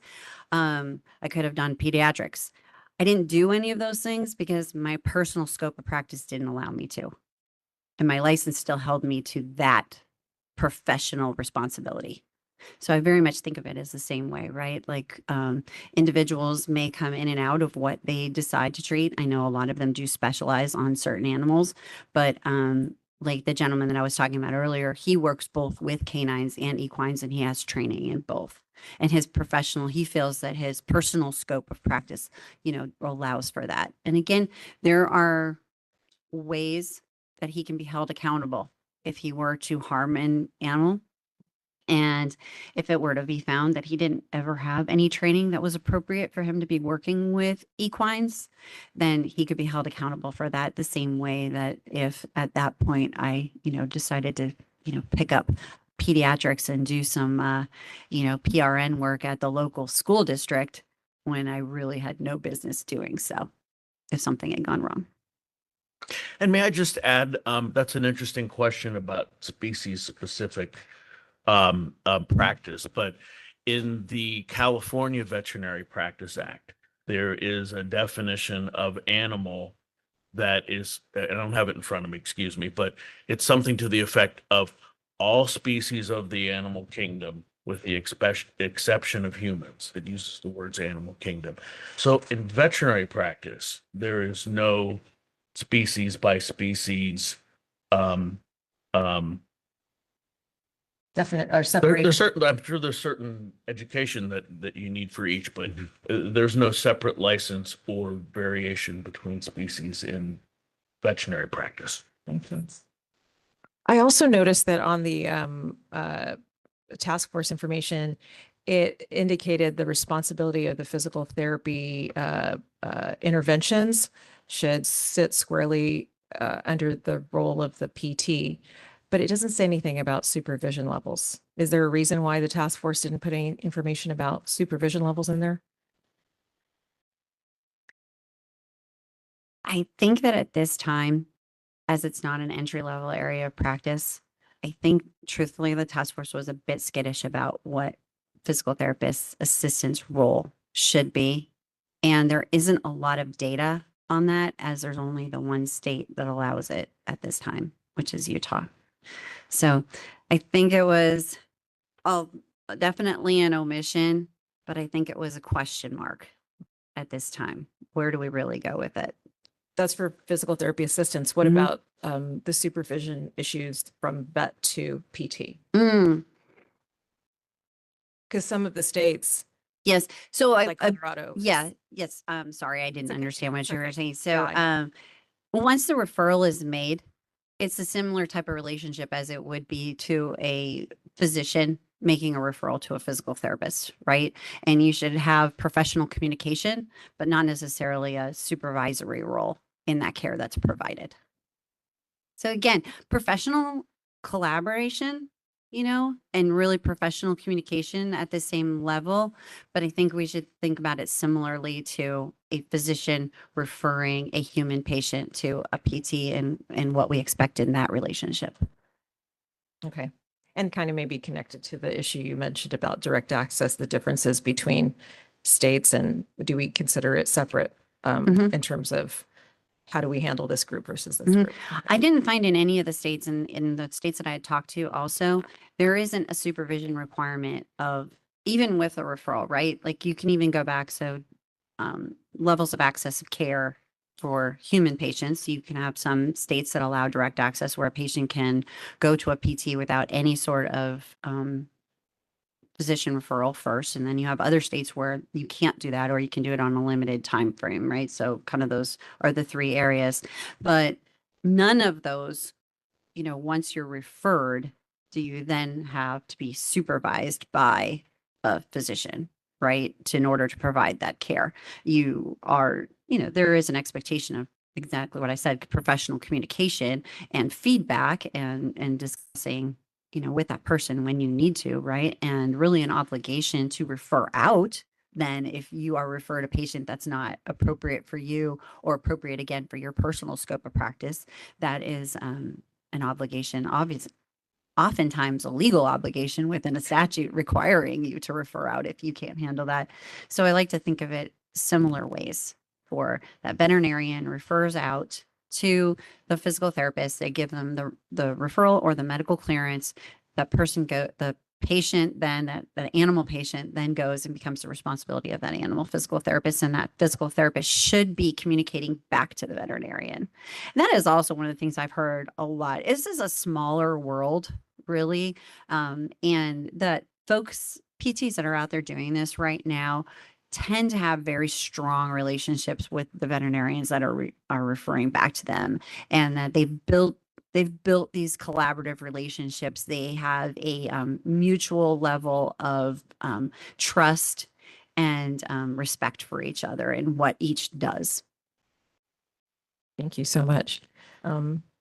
Any other questions right now from the board? Oh, Leslie, very nice presentation, very illuminating. Thank you. I'm going to bring that. I want it to be in my face. Space of animal rehab or physical therapy is definitely new to me. If you don't mind, can you clarify one more time, what are the differences between the two states, Colorado and Utah? You said it's PT statute versus the rest of the states. That's my number one. And then the second question to me is like human physical therapy. So we as PTs can make diagnosis. Is that something that's been covered by this fourth task? Who makes the diagnosis? Is it the veterinary, or does it again depend on where the PT or the veterinary statute is in place? So even in Colorado and Utah, there is at minimum a medical clearance that's required by the veterinarian. And then in Utah, they require a referral. So I think for the most part, the medical diagnosis of the disease or the condition is going to be done by the veterinarian and communicated to the physical therapist. And then I think the physical therapist is going to look, and they're really going to look at the movement impairments, and very similar. There's. And one other quick question: what do they do in Europe? How is this all governed in Europe? I do not have the answer to that. I don't know. I don't know. But actually, I do know that there have been textbooks written that actually started in Europe prior to really the United States becoming involved in the care of animals. So those are some of the background textbooks that have been used. And I know that some folks here have trained with individuals from Europe. So I know it's being done. I don't know specifics. And I'm asking that because I personally I attended a congress on a different topic, international fascial congress in New Orleans, and there were a lot of therapists, physical therapists who are animal physical therapists who came from Europe, and they wanted to learn how to use, their manual skills in terms of fascia with that. And yeah, seemed like they definitely occupied quite a bit of space, at least in Europe. But thank you. Okay, if there are no other questions from the board, we're going to move on to the second part of the presentation. Thank you so much, Leslie, for representing FSBPT in the task force. We're going on to the Animal Physical Therapy Coalition, APTC, represented by Karen Atlas and Dr. Mo. Madam President, not to interfere, it might be a good time for us to just do a quick bio break, 5 We need a minutes, bio and then I break. My need to get some apologies, ladies. clarity on. I guess I'm just a robot. I don't even. I teach. I'm so sorry. Okay, let's take a 10-minute break. 10-minute. Thank you.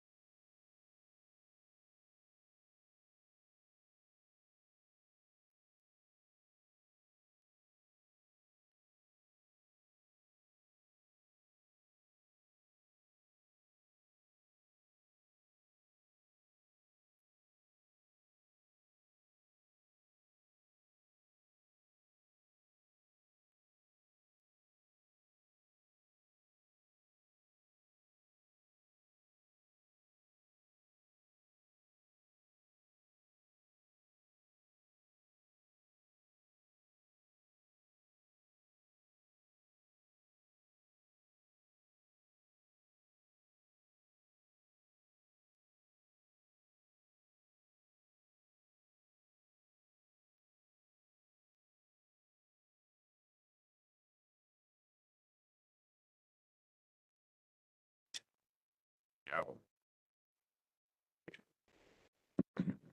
Hello, welcome back.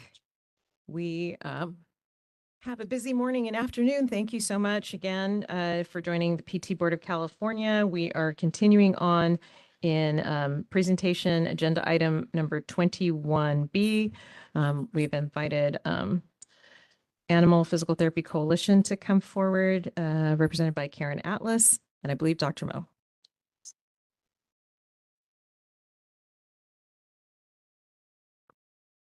As a point of order, we are taking public comment at the end of all three presentations.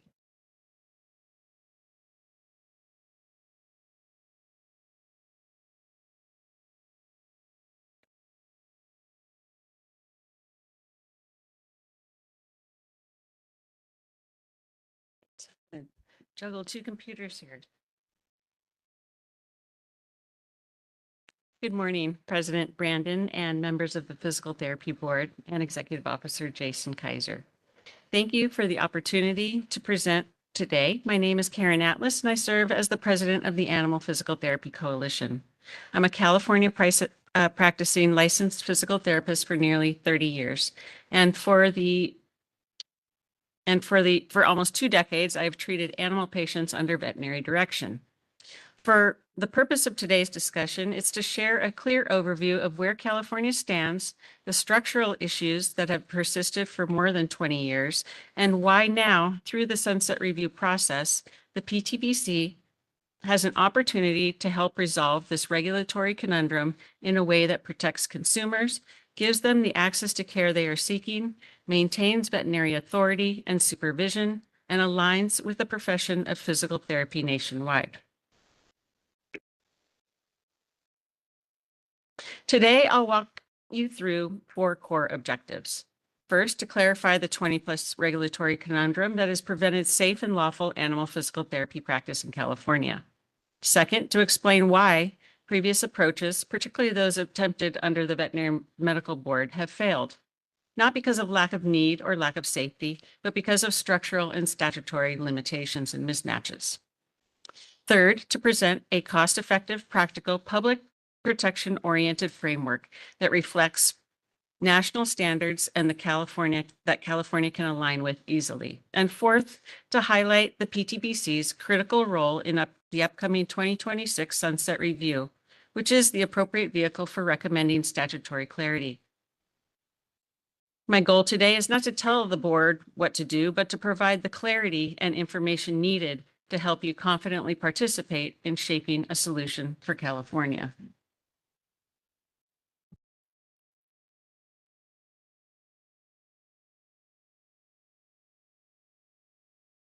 Thank you. Who comprises the APTC? It's almost easier to say who isn't represented by the APTC. The Animal Physical Therapy Coalition is a large multi-stakeholder coalition representing all corners of the animal care ecosystem. Our supporters include veterinarians, physical therapists, registered veterinary technicians, working dog handlers in law enforcement and search and rescue, agility and sporting dog communities, animal welfare organizations, and thousands of consumers.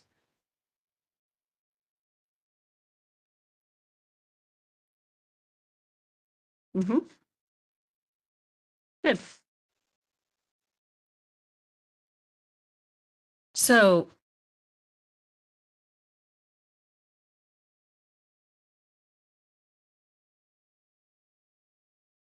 do I ask the moderator to advance? Just say next slide. Okay, next slide. It's important to emphasize that many veterinarians are asking for change. They report months-long wait lists, especially for postoperative and neurologic cases requiring rehabilitation where timely care is essential for quality of life and maximizing outcomes. They express a strong desire to refer or provide a medical clearance to PTs who possesses the requisite training, but their Practice Act limits them from doing so. They consistently tell us they want to collaborate, not in a hierarchical sense, but in a more interprofessional sense. Many do not align with the position of their own trade association, the CVMA, on this issue who stands firm on requiring direct supervision of any non-vet professional, regardless of education. The veterinarians of the APTC value the One Health approach, embraced nationally, an integrated model that recognizes the importance of interdisciplinary care teams to improve patient outcomes across species. Next slide, please. California has multiple statutory restrictions that have created the long-standing regulatory gap. First, physical therapists are legally limited to treating humans only, even with extensive animal rehabilitation training. So when a licensed physical therapy is working on an animal, they are doing so as an unlicensed veterinary assistant in the eyes of the law.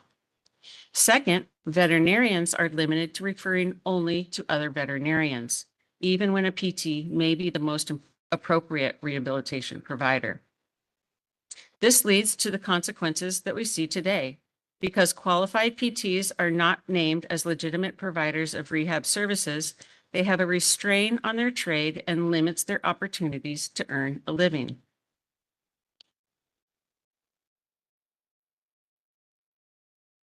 And consumers, despite their plea and demands for more access, continue to face barriers to rehab care for their pet. And then veterinarians lack the authority to refer outside their own profession and have their hands tied despite their desire to work interprofessionally with PTs for the benefit of their animal patients. These constraints do not align with the way modern interdisciplinary rehabilitation care should be delivered. Next slide, please. Now I want to take a moment to explain why legislation and regulation are needed now more than ever. In 2022, the CVMB enacted highly controversial regulations with large consumer outpouring of opposition that were intended to clarify roles, but in practice, they actually reduced access and placed additional burdens on physical therapists, who are, of course, unlicensed assistants working with animals. What this did was to further solidify an animal healthcare monopoly by restricting who could provide rehabilitation even when that person was highly trained and operating fully under veterinary direction. Without the authority to regulate another licensed professional, the VMB could not add licensed PTs into their act as legitimate providers of service. So here's why a statutory fix is necessary. First, legislation ensures that only qualified physical therapists, those with the appropriate training in animal PT, are authorized to provide rehabilitation. This is the clearest and most effective way to protect the public from untrained individuals who may represent themselves as rehab providers. Second, it allows us to clearly define the roles of the PT and the veterinarian.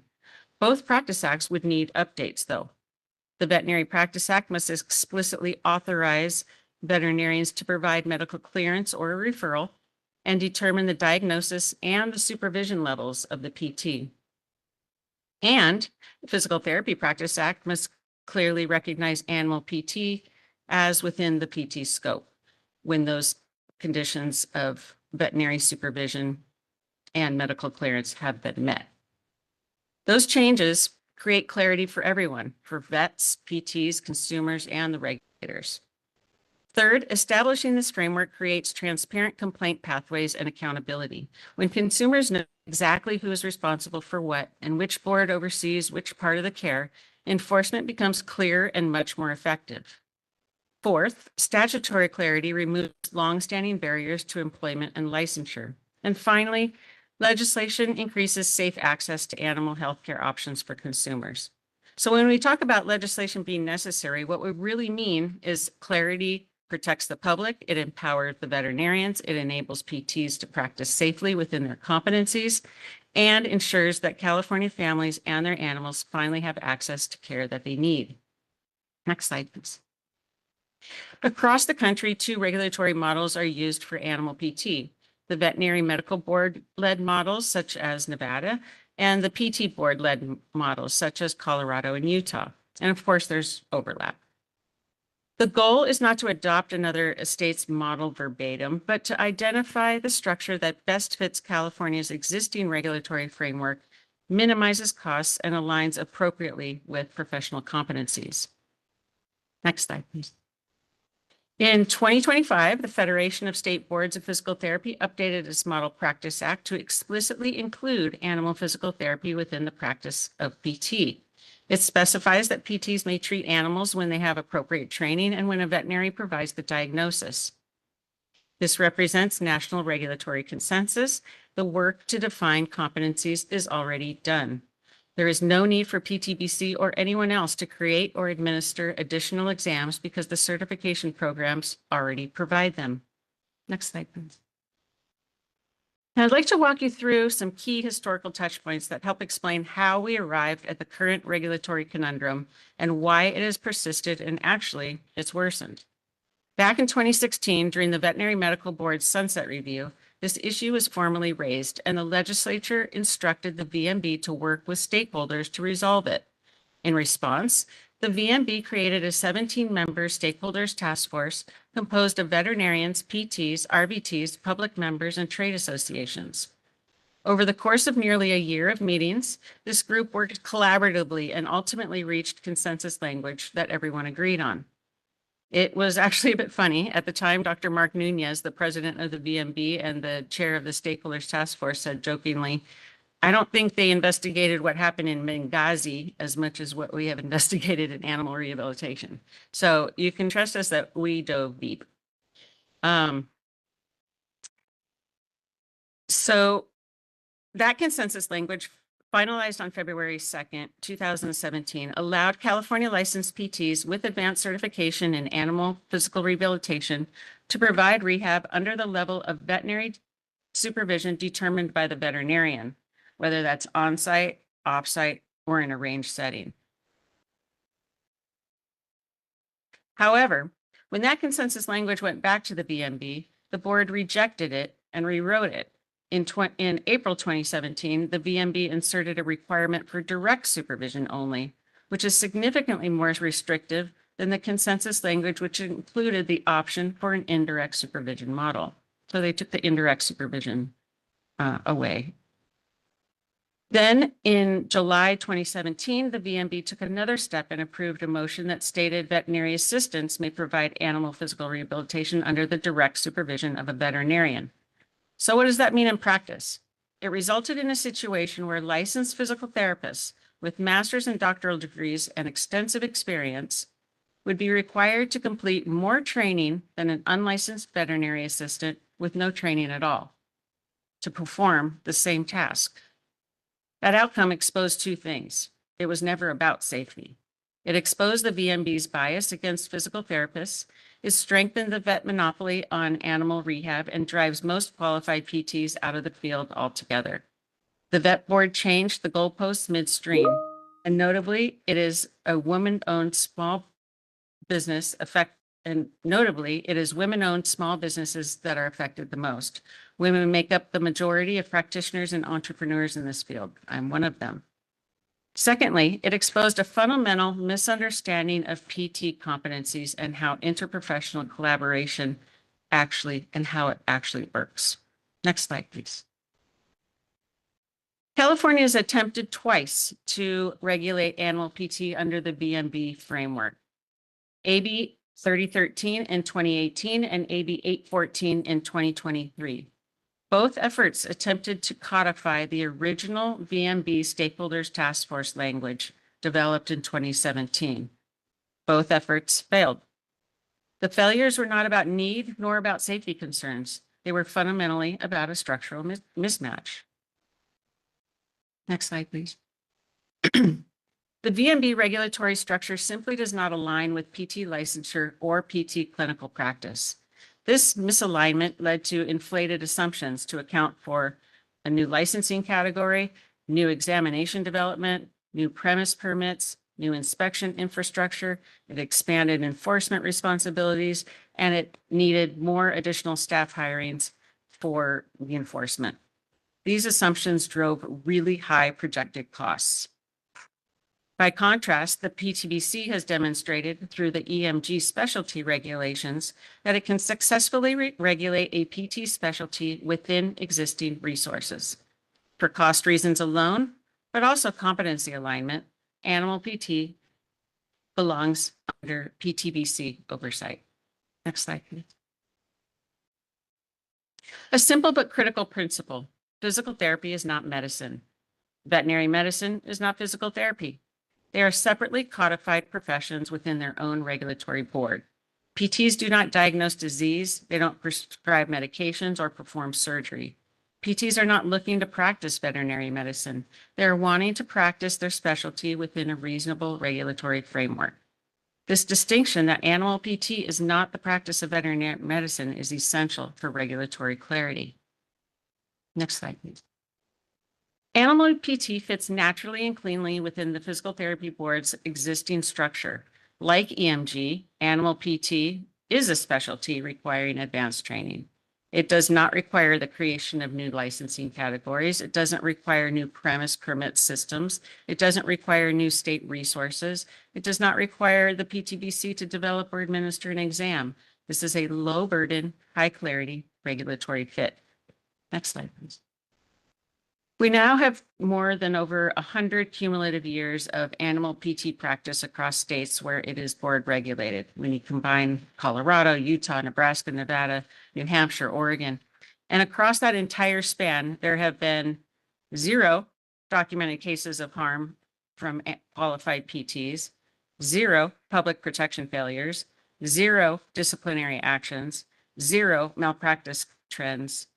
Animal PT is low risk. And when patients or consumers have concerns, they do file complaints. So we should know by now if harm has existed, and we haven't seen that. Next slide, please. A veterinary premise permit is designated to regulate activities such as surgery, anesthesia, radiology, controlled substances. Animal PT involves none of these activities. Low-risk animal services like grooming, training, massage, fitness, operate under local animal ordinances. PTBC already has facility inspection authority. Adding a VMB premise permit would introduce significant costs without improving safety.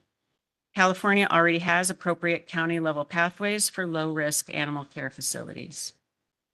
Next slide. Colorado's model is one of the longest running frameworks, and as a result, they have seen a flourishing animal rehab market. Created through PT and vet collaboration in 2007, it places animal PT within the PT Practice Act.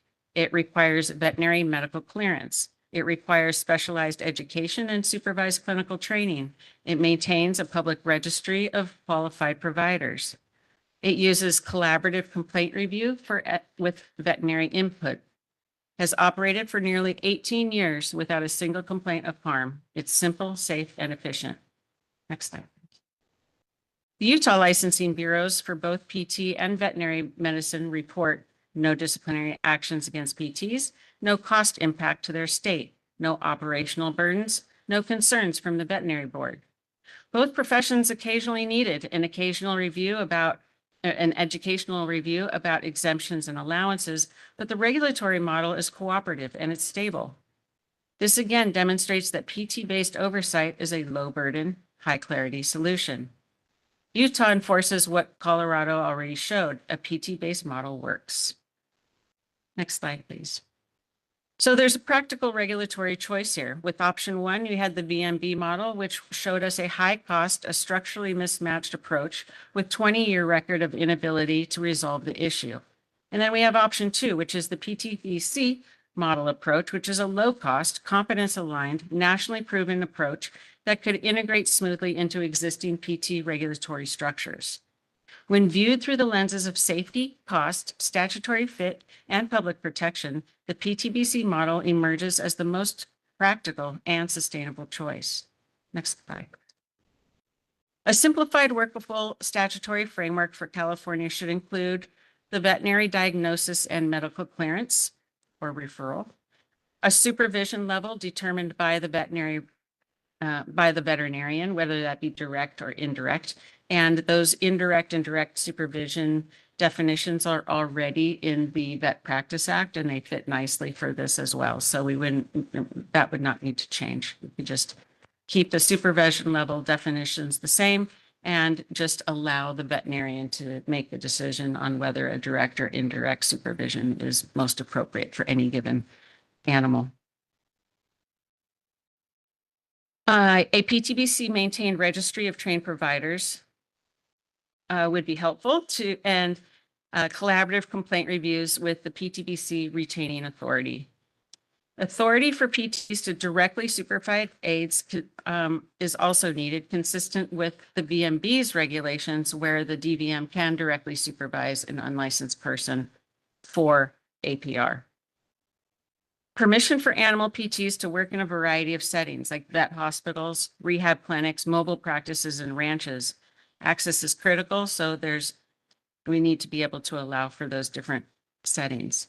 This framework preserves veterinary medical authority while allowing trained PTs to practice their specialty to effectively increase access to care for animals. Next slide, please. This model protects the public by ensuring only qualified providers offer animal PT, maintaining veterinary oversight through diagnosis and supervision.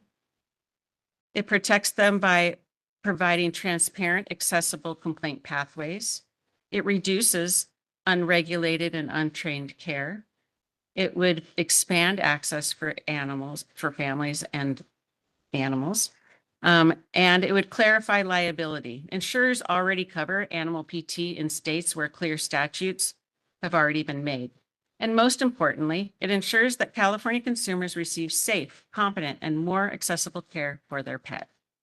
Next slide, please. This approach is supported widely by board-certified veterinary specialists, general practice veterinarians, major animal welfare and rescue organizations, law enforcement and search and rescue handlers, PT leaders at both the state and national levels, and a very, very large consumer base. The alignment is extensive. Next slide, please. And what if nothing changes? If California does not act, wait lists will remain long. Animals will continue going without essential rehab services. Qualified PTs will remain unable to practice. Consumers will increasingly turn to untrained providers. Regulatory agencies will continue receiving misdirected complaints. Both boards will continue revisiting the same unresolved questions, and California will fall further behind national standards. Next slide, please. To close, animal physical therapy is physical therapy. It's not veterinary medicine. The PTBC is the logical and competent regulator of the PT elements in this specialty. Both practice acts need statutory adjustments. The EMG specialty provides a clear blueprint. California can modernize safely, cost-effectively, and in full alignment with national standards. Multiple states have already done this successfully, and California is now positioned to join them. Next slide, please. The 2026 Sunset Review provides a meaningful opportunity for this board to help resolve a 20-year regulatory conundrum, recommend statutory authority that aligns with PT competencies, improve access to care for California's public and their animals, support qualified licensees in employment and entrepreneurship, reduce unnecessary regulatory burdens, and establish PTBC as a leader in modernizing interprofessional care for animals. Next slide, please. Thank you for your attention, your thoughtful consideration, and your dedication to public protection and improving their access to essential care. I welcome any questions you may have. Thank you, Karen. Are there any questions from the board? Thank you so much. Very informational. What is the mechanism for continuing competency within this? The continuing competency in the other states have folded into their requirements of, requiring all of the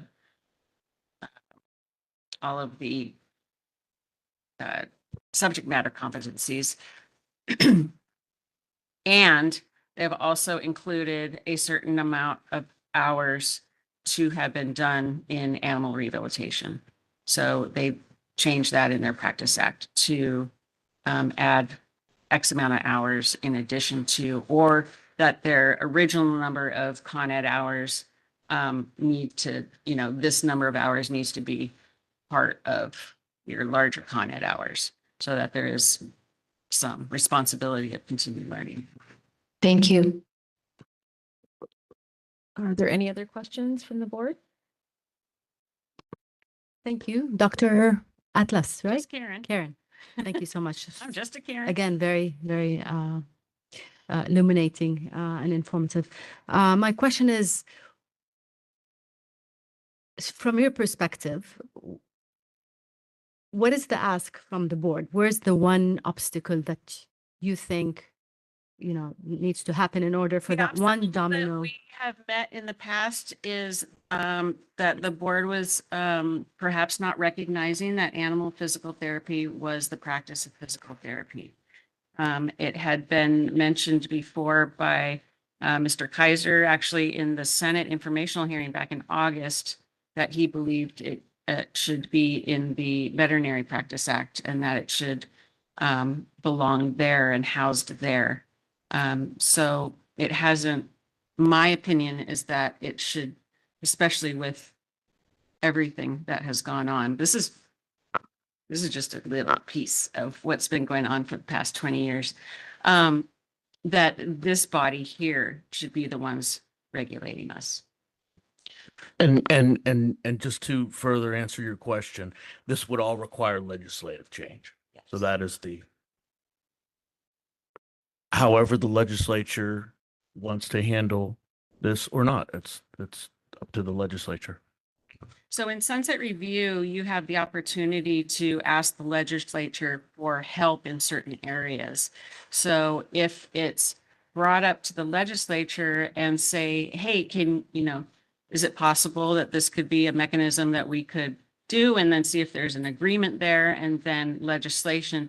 It wouldn't be for the board to pass the legislation, and I doubt it would be included in the sunset bill because of the controversy of it. But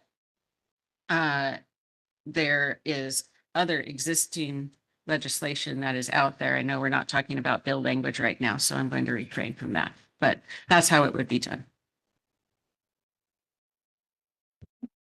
All right. If there are no other questions from the board, thank you so much again. And we have one more presentation on this topic. Oh, sorry. Facilitator, if you could move to the next slide deck.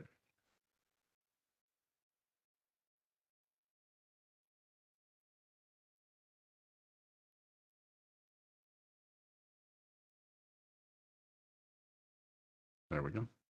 Okay. Dr. Mo, anytime you're ready to move to the next slide, just say next slide, please. Okay. Good morning, President Brandon and members of the board.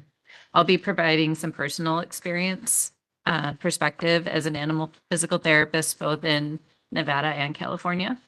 And thank you for this opportunity to represent my colleagues. Next slide, please. My name is Dr. Jenny Moe. I've been a licensed physical therapist since 2003 in the state of California.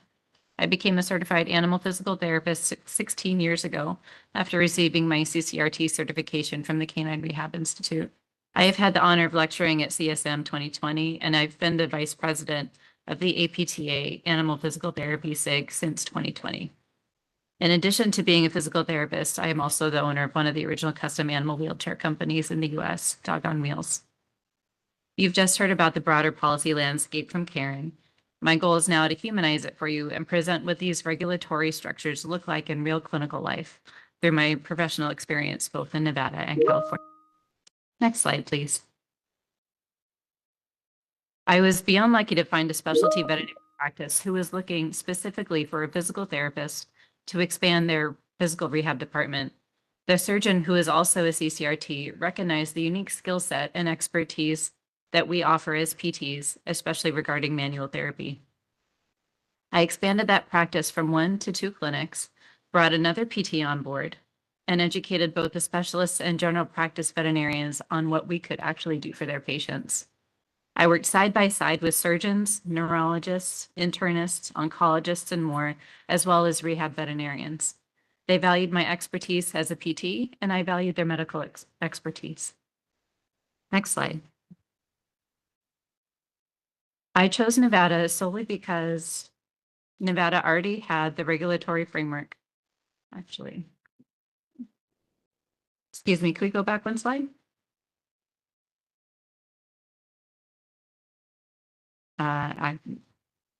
Okay.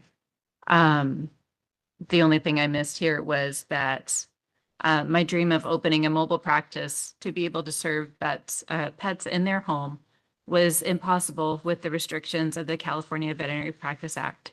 There was no pathway for me as a PT to legally be able to provide rehab services outside of employment or partnership directly with a veterinarian. So you can imagine the costs of having a veterinarian side by side with me in that model would not be effective. So like many others, I chose to leave California. Next slide, please. I chose Nevada solely because Nevada already had that regulatory framework that allowed me to practice my profession of animal physical therapy. The process of obtaining my Nevada APT license was straightforward. I already held the appropriate certification, experience, and professional recommendations required to obtain that APT license from the veterinary board, and the PT license was equally as clear to obtain in Nevada. I took advantage of an existing opportunity to open my own business, sharing an existing clinic space with a rehab veterinarian who wanted to focus on other aspects of her practice, and my role is to take over incoming rehab patients. Next slide, please. This image was presented at the Senate Business, Professions, and Economic Development Committee informational hearing on August 25th, 2025. It was presented by Jennifer Pedigo, Executive Director of the Nevada Board of Veterinary Medical Examiners. It provides a nice visual of how Nevada allows animal physical therapy, and we'll get into that since it's probably a little tiny for you to read. Next slide. Nevada's animal physical therapists are regulated under the veterinary board. PTs are granted a professional license from the PT board and the certificate of registration from the Nevada Veterinary Board. Animal-specific coursework is required along with supervised hours and a professional letter of recommendation from a veterinarian to obtain the animal physical therapy license. Also, to add to the question about continuing education, at least in the state of Nevada, each year, much like the CE requirements for a PT license, there are required animal-specific CEUs required to maintain that certification. PTs retain liability for their own services. Patients may be seen with a current relationship with a veterinarian and referral, and discipline and complaint processes are clearly defined by the veterinary board. Next slide.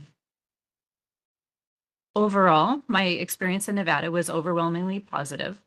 Patients improved, veterinarians were supportive, regulatory clarity helped everyone, including the public. Nevada provides or proves that a referral-based collaborative model can work. Next slide, please. Even a good model can have limitations, especially with my chosen location being State Line, Nevada. Although Nevada's system worked well within that state, many problems were exposed in my reality of communities straddling these state lines. My path to practice animal physical therapy should have been quite clear. I held the appropriate licenses, had referrals lined up, but California's legal framework put up roadblocks.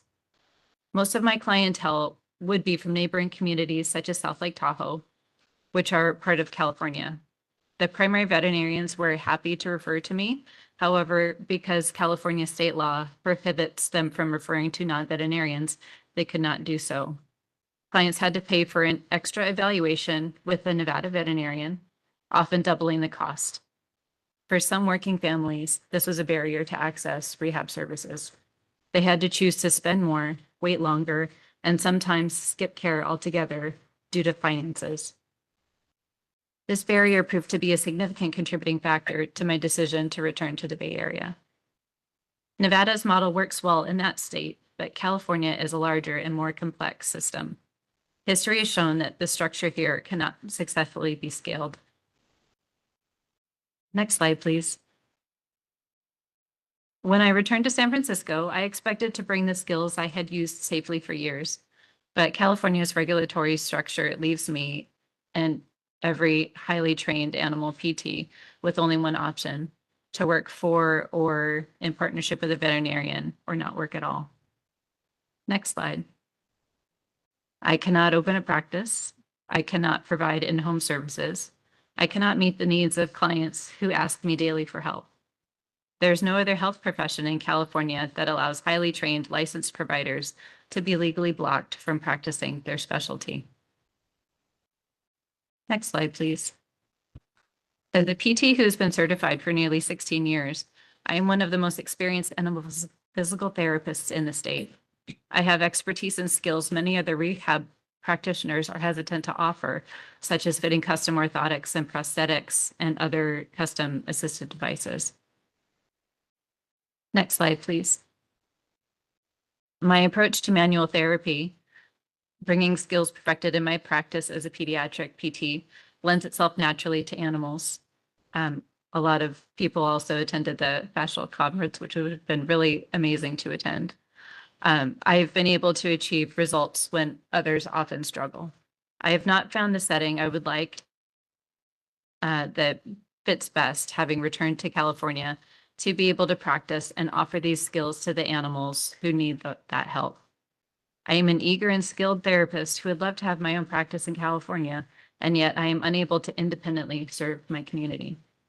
There is a huge need for more practitioners, and physical therapists want to be part of this field.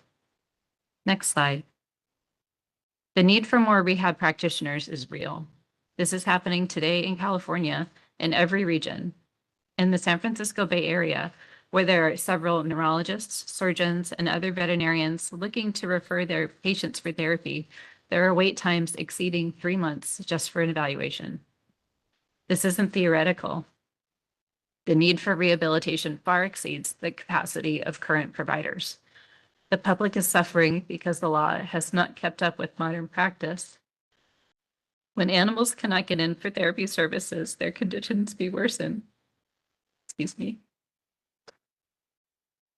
Families struggle to care for them physically, emotionally, and financially. Unfortunately, some animals do decline beyond recovery.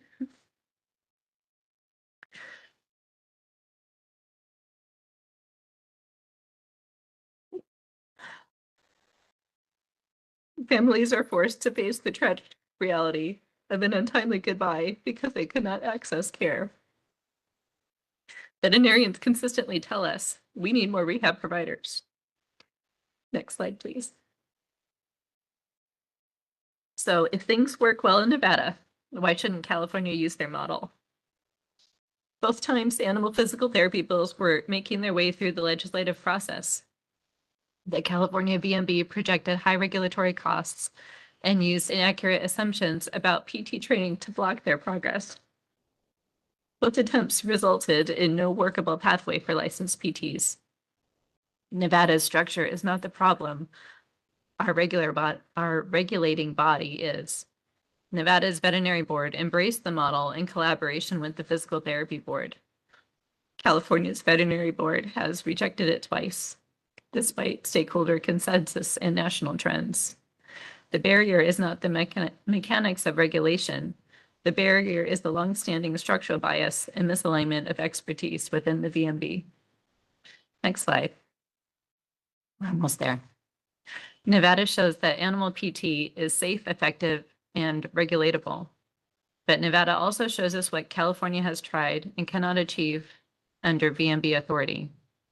We need a structure that avoids repeated VMB opposition, aligns with PT expertise and training, reduces regulatory burden, ensures public protection, expands access without duplicating veterinary work.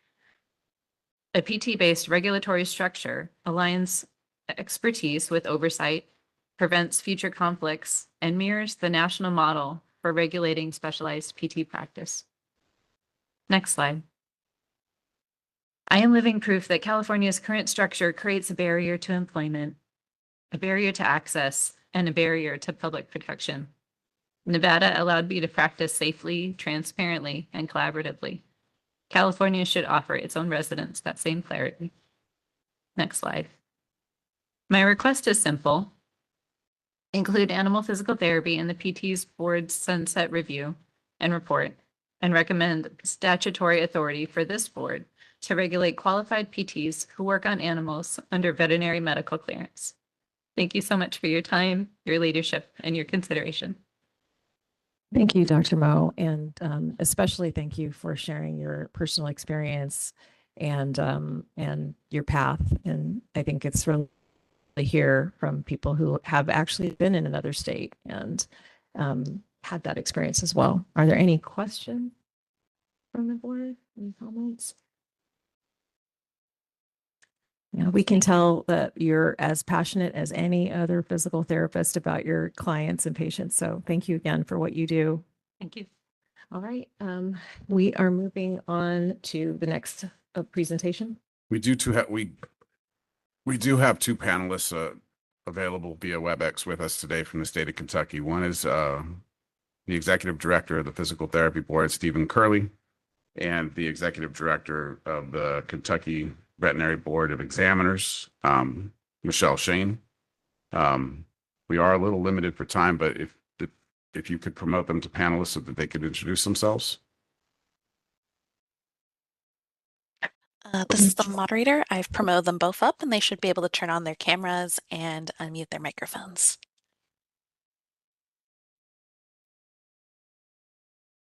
In September of this year, we did a informational hearing with the Senate Business Professions Committee about a similar piece of legislation to what we're looking at, but for chiropractors being collaborative with the Veterinary Medical Board. Executive Director Shane presented during that, so I thought it would be a good idea. She has some insight into structure and how Kentucky has not only incorporated this for chiropractors, but a few other healthcare practitioners, and maybe also doing it for physical therapists in the future. Hi, I'm Michelle Shane, Executive Director with the Kentucky Board of Physical Therapy. I see Stephen's just joining. Just wanted to offer a few comments from the licensing board's perspective in the Commonwealth. We do have a broad license category called Allied Animal Health Providers, or AAHP. Currently, that is designated for Michelle? animal. Yes. Just 1 second.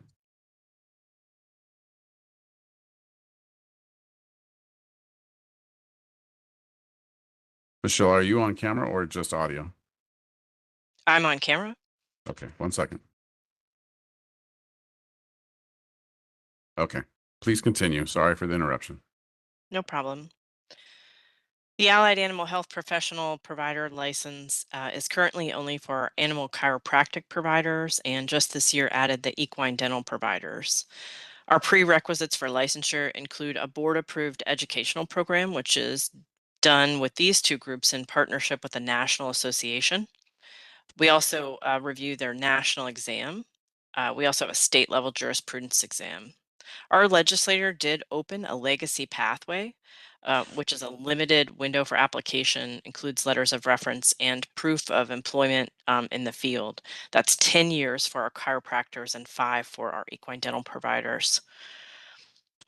There is a strict limited scope of practice, prohibition on devices such as lasers, shockwave, ultrasound, electrotherapy, and rehabilitation activities, no medical imaging, surgery, prescription, prognosis, diagnosis, recommendations on diet or supplements, and EDPs have additional restrictions related to work in the mouth of the horse.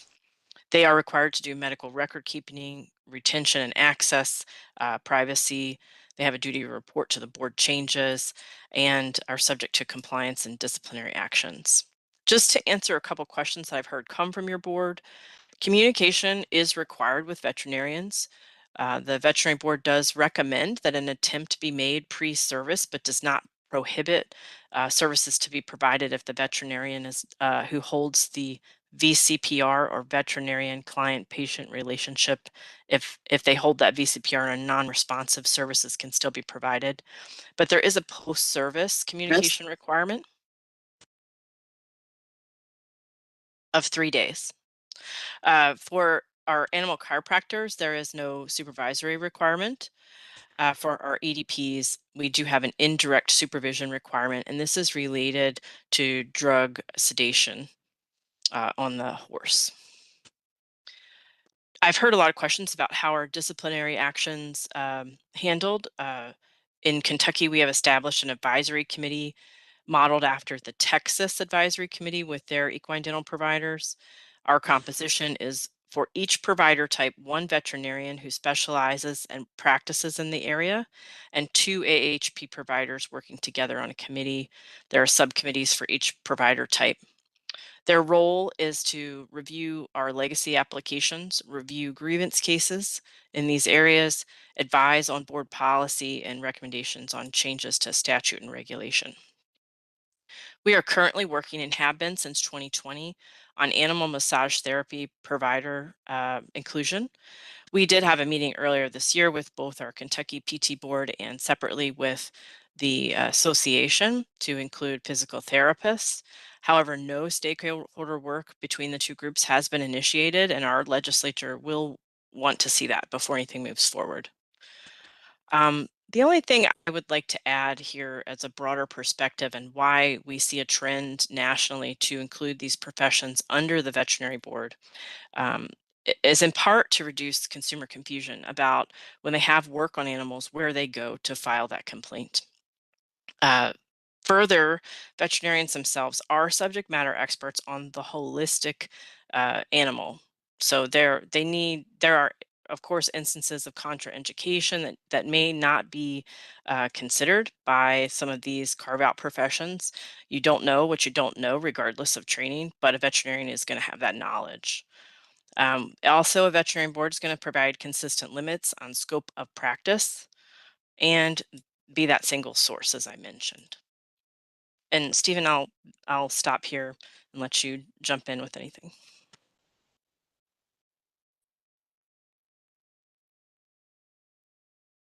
Yeah, my name's Steve Curley. I'm the executive director for the Kentucky Board of Physical Therapy. I just kind of tagged on here, you know, as Michelle commented on, we met with them. Kentucky's very specific for their PT law. It says individuals, and individuals has widely, physical therapy is for individuals. It's been widely determined that individuals are human beings. So animal physical therapy is not allowed in Kentucky. You know, sometimes we get complaints for individuals because of the high amount of animals that we have per capita. We get complaints. We send them over to veterinary board if it relates to vet, and they send us if it relates to physical therapy, and it works well. But I'm happy to answer any questions if you guys have them. Thank you both for joining us via WebEx. Does the board have any questions for Kentucky representatives? Yeah, we really appreciate your input, and it sounds like, yeah, it's developing across different groups differently, and it was nice to hear about kind of how your group is already, I mean, Kentucky's already looking at the dentistry group and the chiropractic group, right? So they're Yeah, already, those are in place right now. those are in place. Okay. Thank you What very we much. have is a strong statutory framework to incorporate other professions as that becomes available. But we're happy to answer any additional questions you may have. Thank you for the opportunity to present today. Thank you both. Are there any other questions from the board? Not seeing any right now. We'll take public comment on item, which is number 21, use of physical therapy in animal care. This is the WebEx moderator. We're going to display. Wait, we have someone in person first. I'm so sorry, sir. 1 second.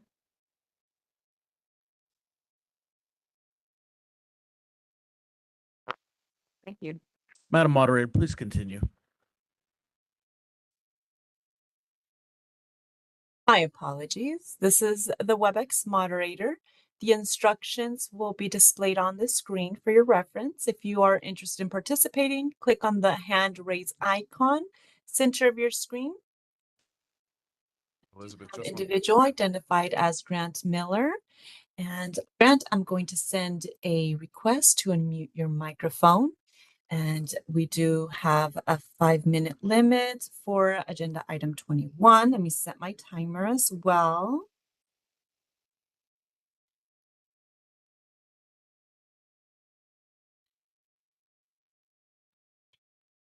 Thank you very much. Happy holidays, everyone. And thank you for bringing this very important topic before your board. It's always important to discuss these matters and become educated on them. And I'm grateful for the opportunity to make comments on this very important topic of obviously longstanding issue. Again, my name is Grant Miller. I'm a veterinarian and I'm the Director of Regulatory Affairs at the California Veterinary Medical Association, also known as the CVMA. We represent California veterinarians and registered veterinary technicians, as well as students in the veterinary profession. Today, however, I'm speaking on behalf of a coalition of several veterinary associations, both locally, statewide, and nationally, collectively representing over 120,000 veterinary professionals. Our coalition is opposed to legislation or regulatory action that permits an expansion of physical therapists' scope of practice to include animals without a requirement of direct veterinarian supervision. While our opposition is rooted in numerous areas, the primary basis for this opposition is that the scope expansion is based on a minimal and limited certification course. Of particular importance, the current physical therapy certification courses are largely self-study based and focus mainly on the dog. Yet proponents of the scope creep are contending that they are competent to practice without veterinary supervision on all 735 species of animals that are cared for by veterinarians. These certifications have no standardized aptitude testing and no failure rates. Essentially, if you pay a fee to be certified, you will become certified.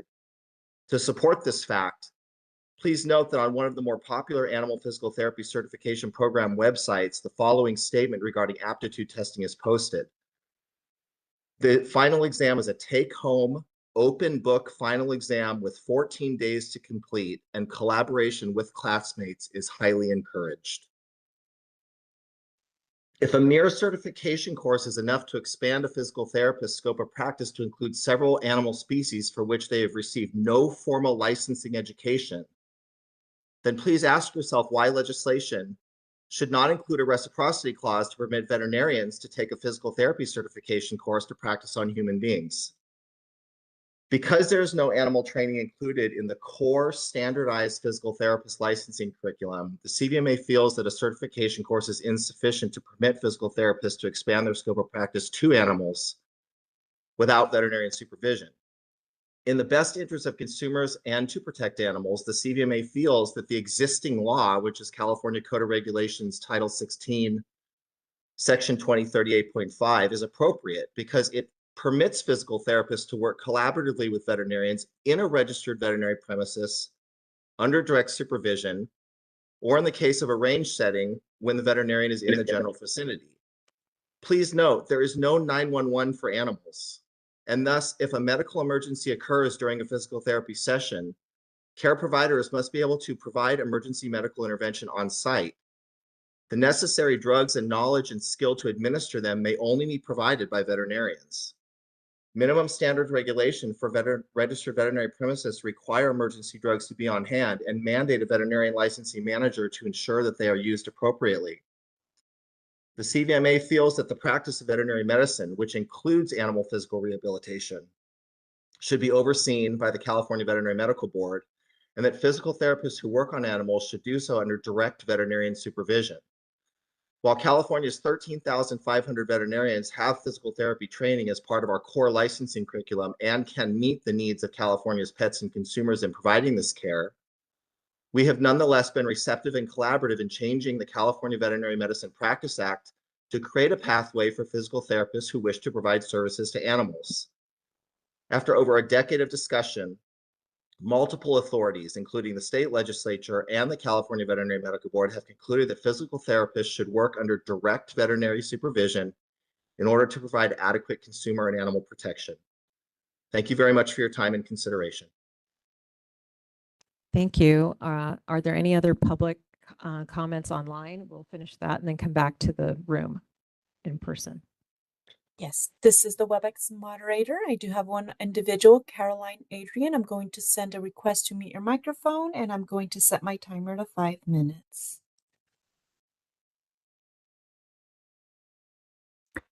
Good morning. I think it's good afternoon, just about now.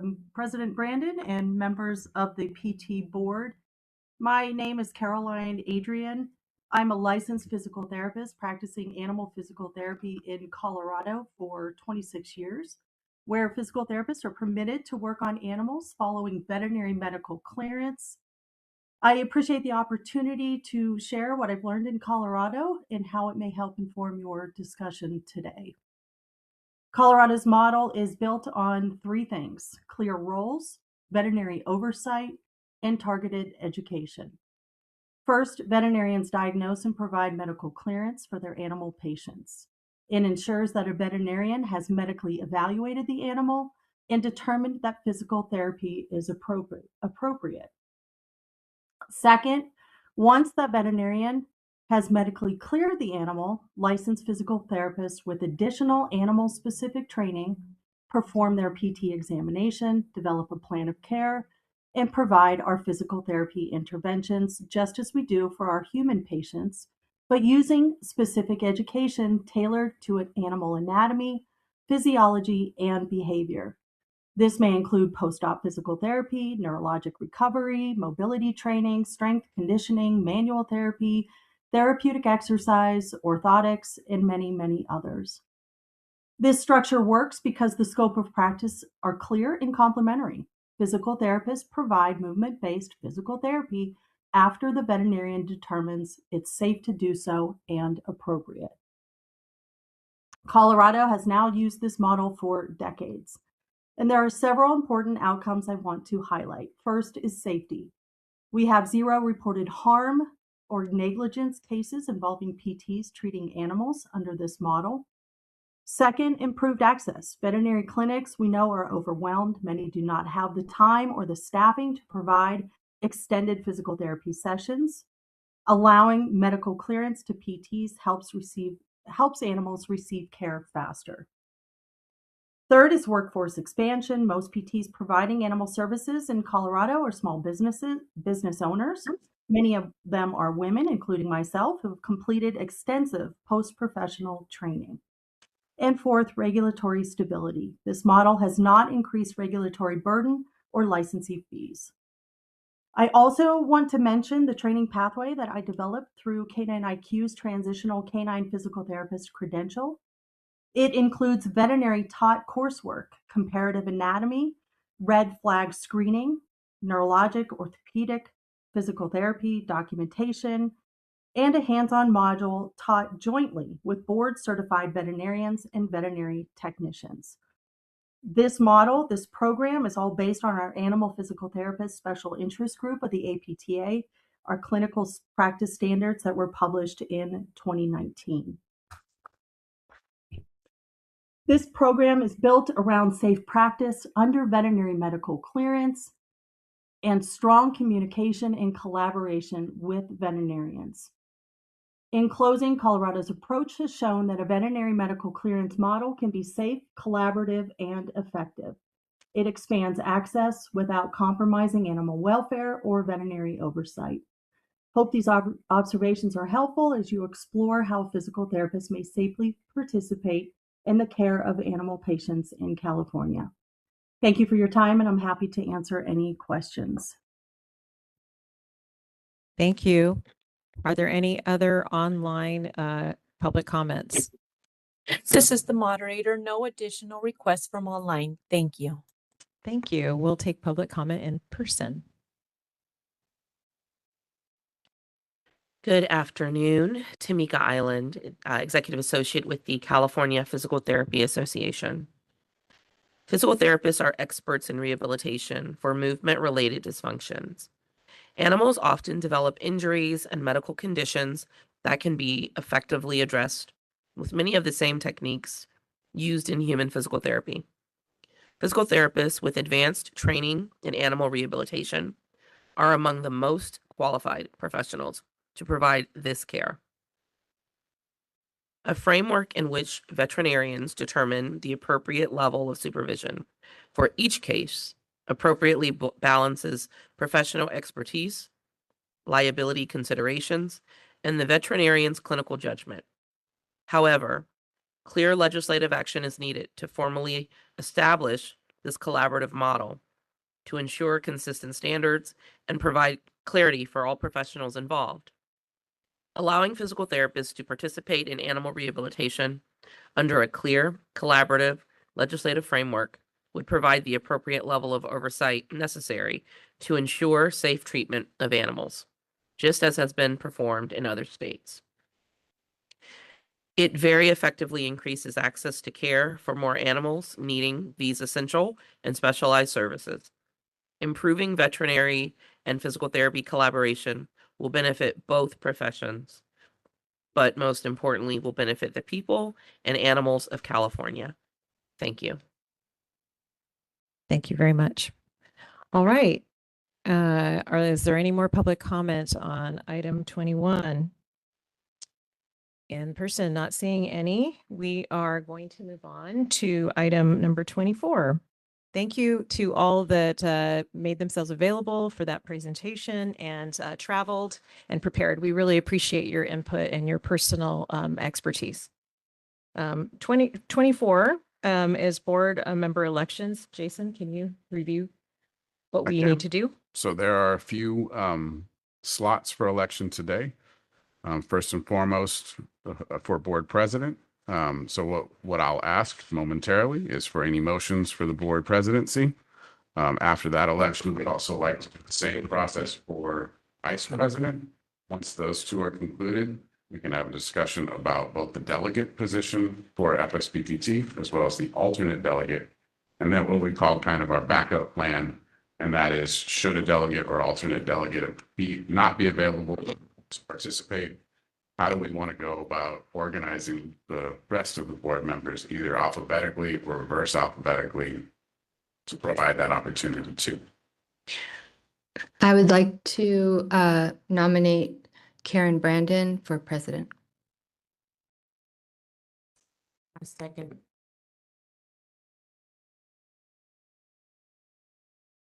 Madam President, do you accept the nomination? I accept as long as I continue to have amazing support, and I want to reflect to those in the public, this is an amazing board. We absolutely take our job seriously, and we do provide a lot of opportunity to everyone. So I'm honored that you all want me a second year. I know that everyone is going to have a chance to do this really rewarding job. So thank you, and I accept. And hearing no other nominations for presidency, we can go to a vote. Karen Brandon. Aye. Samuel Q. Aye. Jill Armstrong. Aye. Aye. Tanya McMillian. Aye. 5-0, motion carried. Congratulations, Dr. Brandon. Thank you.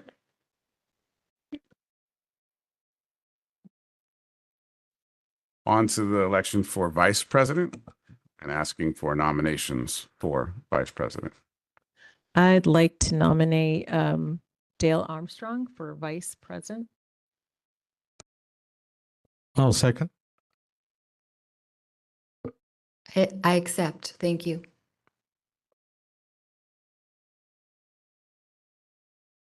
Not hearing any other nominations for vice president, we can move to a vote. Karen Brandon. Aye. Sam Q. Aye. Aye. Aye. Tanya McMillian. Aye. 5-0, motion carried. Congratulations, Dr. Armstrong, once again. All right. So on to the next part of the process, and that is consideration for delegates for FSBPT. I nominate Dr. Kolap for delegate. I'll second that.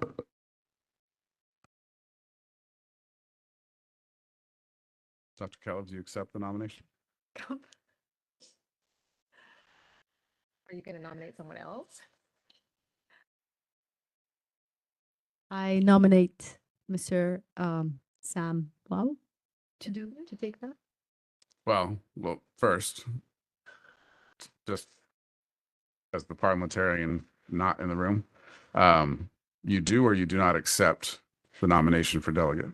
Not yet. I don't accept it. So the answer to that is no. So No. we are still looking for a nomination for a delegate of FSBPT.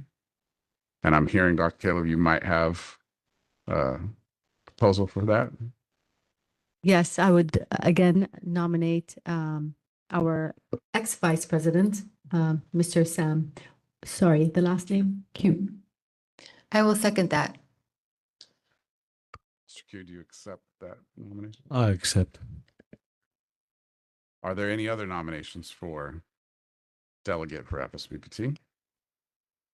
Hearing none, we can have a vote for that as well. Karen Brandon, Aye. Aye. Bill Armstrong, Aye. Aye. Tanya McMillian, Aye. 5-0, motion carried. Thank you, Dr. Q or Mr. Q. And now on to alternate delegate. Do I hear any nominations for alternate delegate? I nominate myself for alternate delegate. I second that. It's appropriate. Are there any other nominations for alternate delegate? All right, hearing none, we can move to a vote for that as well. Karen Brandon, Aye. Daniel Q, Aye. Armstrong, Aye. Aye. Aye. Excellent, congratulations. For our Plan B. I nominate. Plan B, staff would recommend that we adopt the policy that we have in the past to, if the delegate or alternate delegate are not able to participate, that we would just go down alphabetically through the order of board members for the next alternative. Agreed. Okay, sounds good to me. Wonderful. Okay, we are going on to public comment, not on the, for items not on the agenda. And we have one more item after this, and then we'll take our break. Very short. Any public comment in the room for items not on the agenda? Okay, online, any WebEx public comment for items not on the agenda? This is the WebEx moderator. If you are interested in participating, you can click on the raised hand icon or press *3 from your phone if you're calling in. At this time, I see no request for public comment. All right, thank you so much, moderator. And the final item agenda for this morning is agenda item number 26, future items for the agenda for future meeting. Does anyone have anything to bring up at this time? Board members? Not right now. Okay, thank you. Is there any public comment for future agenda items? None in person at this time. Are there any online? This is the moderator. I see no raised hands at this time. Okay, thank you. All right, well, that is going to, are we going to conclude completely? No, we can't. So we're, yeah, we're We're going going to to be, recess for lunch. can we skip? Yeah, we're going to skip the closed session agenda item. That's not going to happen. We're not going to adjourn yet. We have one more agenda item because some very special people are joining us today. So we are going to take a recess until 1:15. Is that correct? That's fine. Okay, thank you so much. We'll see you all at 1:15.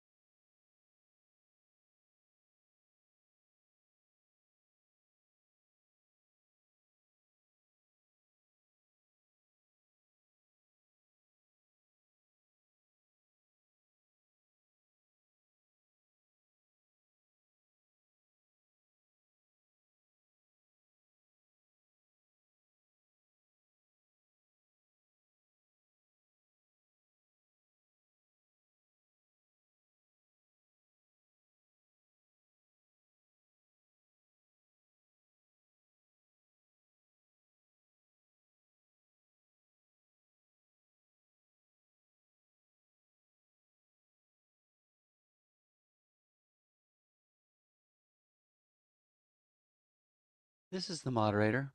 I want to thank all of our online participants for your patience. We'll get started as soon as possible.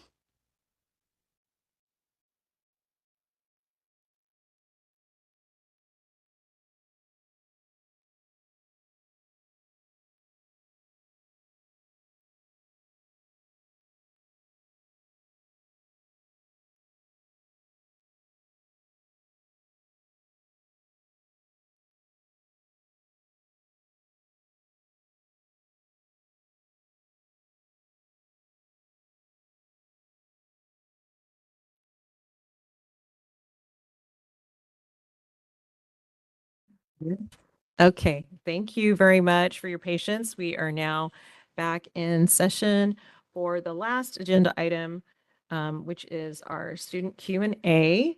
Jason, do you want to introduce the group with us? Yeah, thankfully, we have students from the Institute of Technology in Modesto, and we have one of their program instructors who have asked to come up and introduce themselves.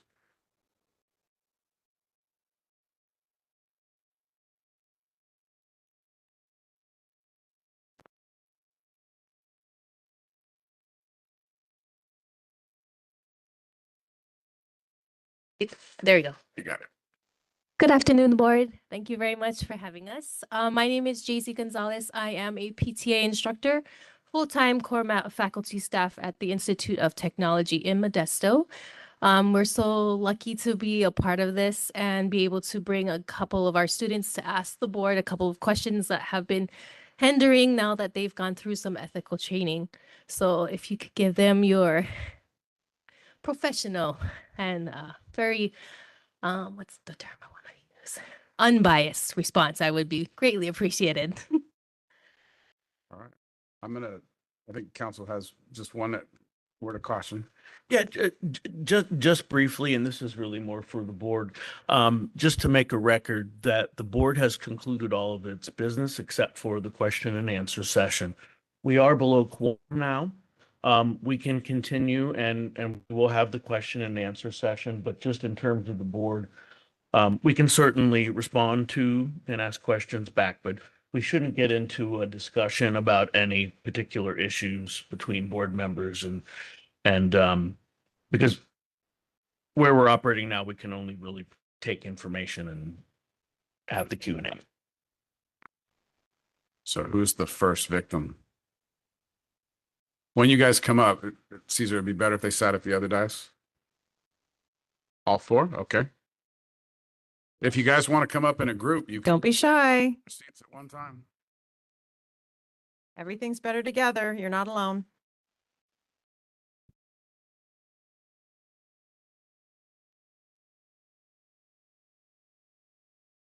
You could stage in the front row.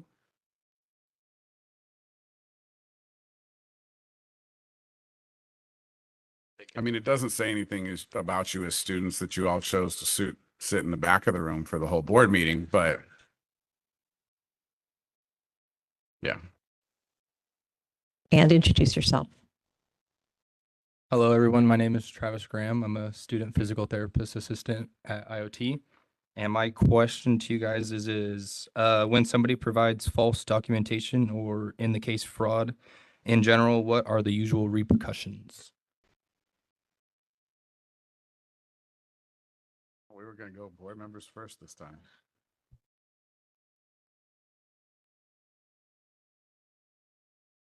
I think we should explain the process, how it works. So, council? I mean, a PT or a PTA committing fraud or someone else? In either or PTA, PT or PTA. Okay. So it really depends on what the matter is. I mean, that's something that could be investigated by general law enforcement. If there's financial crimes, it could be investigated by the federal government.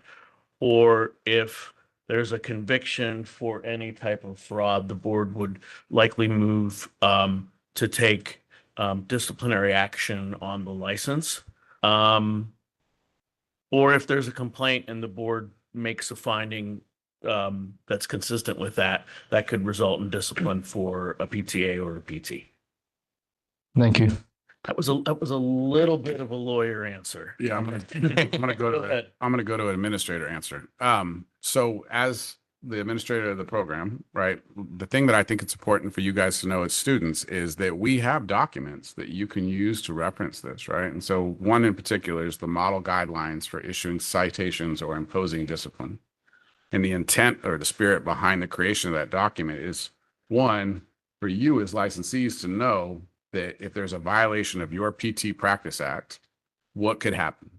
Should I expect to receive a citation? Should I get, put on probation? Am I going to lose my license? And that guide, which you can find on the website, is a really good kind of thing to kind of go through, because you can pick each specific violation of the PT Practice Act and the California Code of Regulations. And let's say, for your example, that you are found after an investigation by this board to have committed a fraud or dishonest act. So you just find that in that book, and it'll tell you, okay, in this instance, what you can typically expect to receive from the board is a variance from a citation for maybe a first-time offense. And that citation can range anywhere from $100 to $5,000.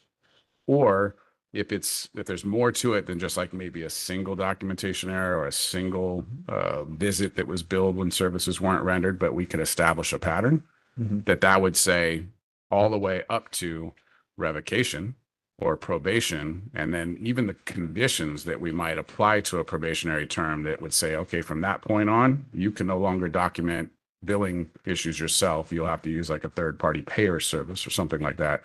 And I'm really sticking to your example, but the guide, right, the guidelines that we use touch on everything, any violation of the Practice Act.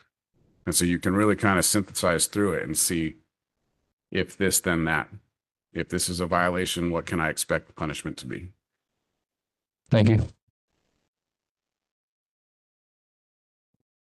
Hi, my name's Nathan. I'm a student physical therapist assistant. And my question to you is, do you think that the PTA license or profession career will become a 4-year bachelor's degree sometime in the near future? It's a really good question. And I think in the last probably 4 months, there's been a lot of challenges regarding kind of the fact that the PT programs are as long as they are and they're at the level they are. And currently, I think there's a lot of external influences, right, that have to do with payment, do with workforce, like, and really just what's needed in the medical field, right? We see other programs besides PT moving to a doctorate level. Like, there's still not 100% of occupational therapists that are doing their doctorate. There's still a higher percentage of masters in occupational therapy as the highest level of that license, right? And PT for certain has had a long-standing history of an associate degree for PTA. I think it's going to matter as we look at like the landscape of healthcare going through it, the next 2 or 3 years, to see if there's going to be an expansion of information and changes to like what PTs are able to do, and therefore what PTs are able to do. I don't see that changing tomorrow. There's not like a push for it yet, but I could be wrong. Does anyone have any other information to that? Some context to add to it too. My mic's on, Caesar. Some context to add to it is that where would the board be involved in the decision-making process that might lead to like an advanced degree, right? That it's going to require a legislative change, right? So you're going to have a senator, assemblyman draft a bill, and they're going to do that based on some kind of stimuli. Somebody's going to have to come to them and say it's necessary for, physical therapy assistants to be educated at the bachelor level because there's a safety concern or what have you. And that bill will have to make it before the board, and the board will then maybe invited by the author to, opine and express an opinion. Whether you see this going in the future, or like you've seen in some of the board materials, this board watches any kind of legislation that affects the physical therapy world. And the board may say, there's a letter of support or there's a letter of opposition, and here is why, or if it's support if amended or oppose unless amended or something like that. So a lot of this is going to be about academia and where they drive it to, market share and the economy and where they drive it to for reimbursements and those kind of things. But the board will always be here as just kind of the gatekeeper of the Practice Act itself, right? And whatever the legislature hands to us is what we'll have to do. Thank you. Thank you for having us today. My question to the board, well, my name is Sierra. Thank you for having us. My question to the board is, what are the repercussions if a PTALA continues to practice and they have not passed their licensing exam?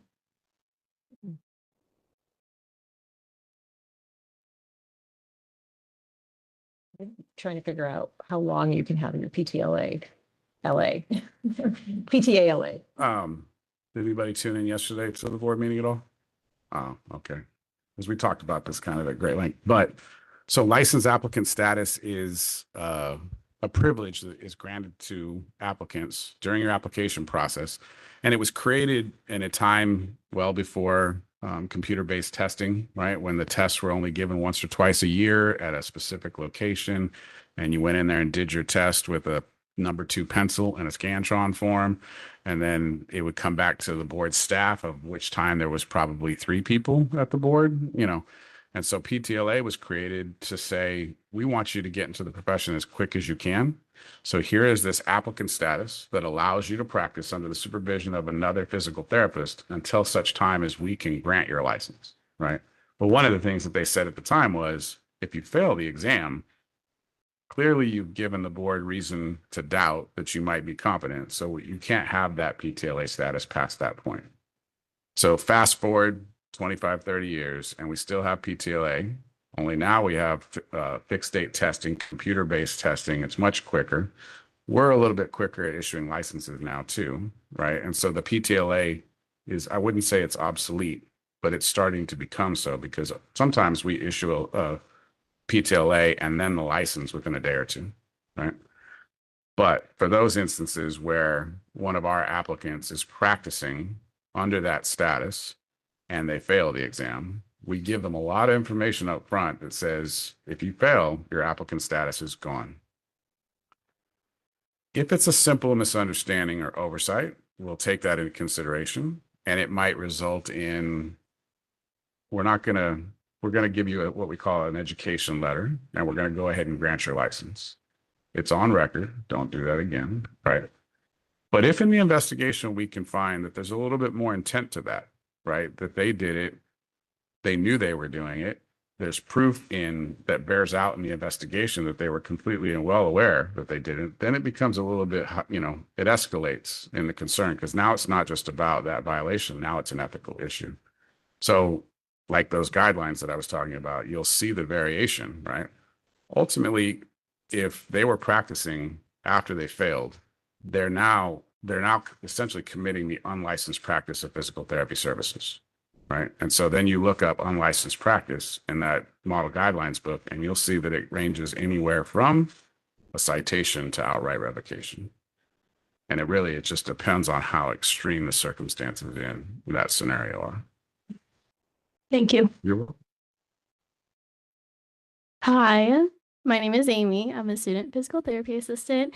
And my question for you is, does the board plan on making it a requirement, or not a requirement necessarily, but making continuing education for PTs so they stay updated on the scope of practice for PTAs?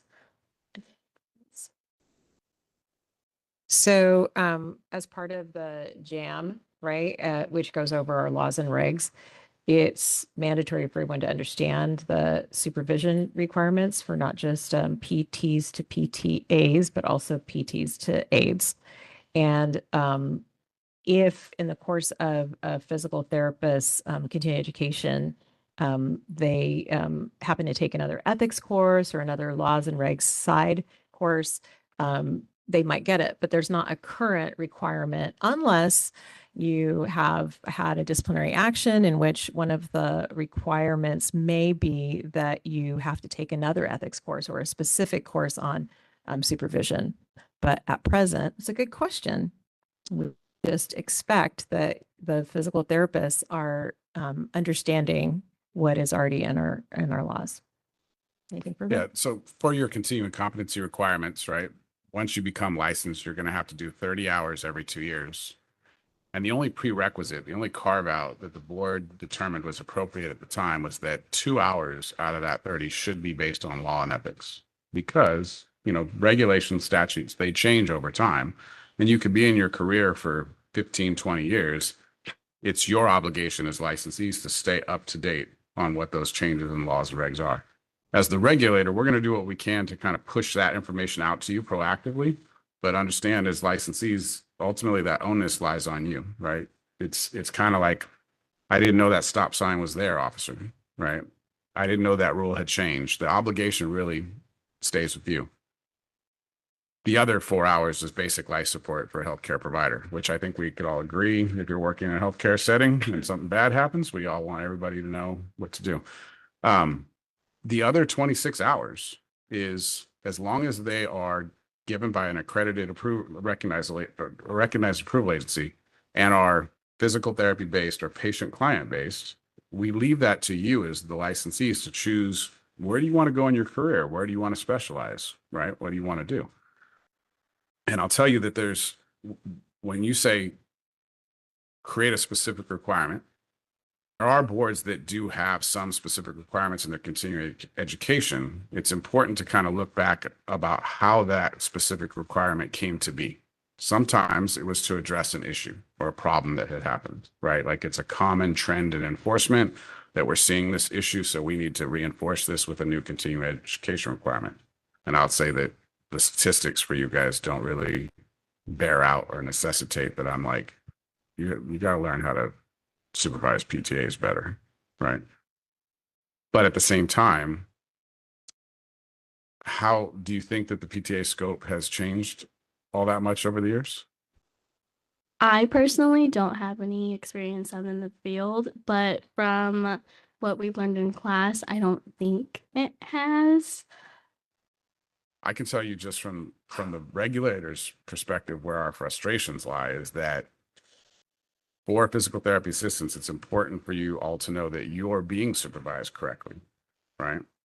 And so you should at all times be able to identify who your supervising physical therapist is through the documentation, through a transfer of care, through anything that might work for whatever clinic, whatever facility or type of facility you might work in, home health, a hospital, or otherwise. There should be something on the record that it's easy for you to find out who your supervisor is, right? And that you practice within your scope yourself, and that you're also aware that you can't practice outside of that scope, even if your supervising physical therapist asks you to do so, right? And that's just a cautionary, tale from a regulatory board, because your license is yours. And I say this to PTs too, because they have external pressures that they have to deal with when it comes to payment models and insurance companies and all those kind of things. But your license is yours. It's your property right. It's the ticket that you get to practice in this profession. And it's the only thing that we have jurisdiction over.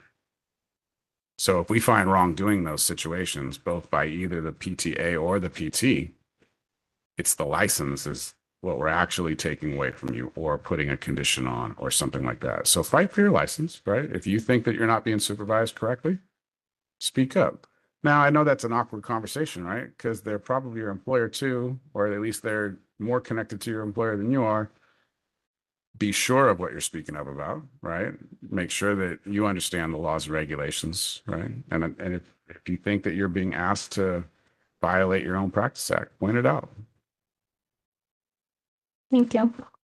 We were just talking about this in terms of like be in trouble if somebody was found to be, like, say, our current laws indicate that you need to be in contact with, and what the supervisory level is of a PT to a PT assistant, and say they had 3 instead of 2. Yeah. And basically, if the complaint came forward, would the PT assistant be in trouble? Would the PT be in trouble? How would that bear out? So in that particular scenario, I'll just say could be, right? Like probably not, right? If you're being supervised by a physical therapist, I don't expect you as the PTA to keep track or keep count of how many other PTAs that PT is attempting to supervise, right? But one of the things I do often say is that for every complaint that we receive that mentions or involves a physical therapy assistant, 99% of the time, we're going to open 2 cases, right? We're going to open an investigation in a case on the PTA, but we're also going to open an investigation on the supervising PT, right? Because if they're letting unlicensed practice occur, like asking you to step outside of your scope and act autonomously and make edits to the plan of care, discharge summaries, or their job, right? Then I'm going to investigate them, and we're going to, take action as appropriate with them also. So. Thank you. Okay.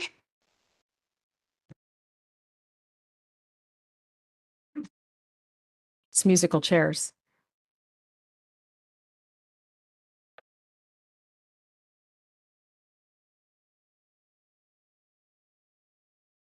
You can serve here, yeah.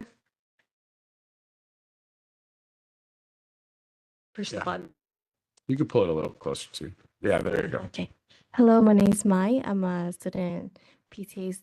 Yes.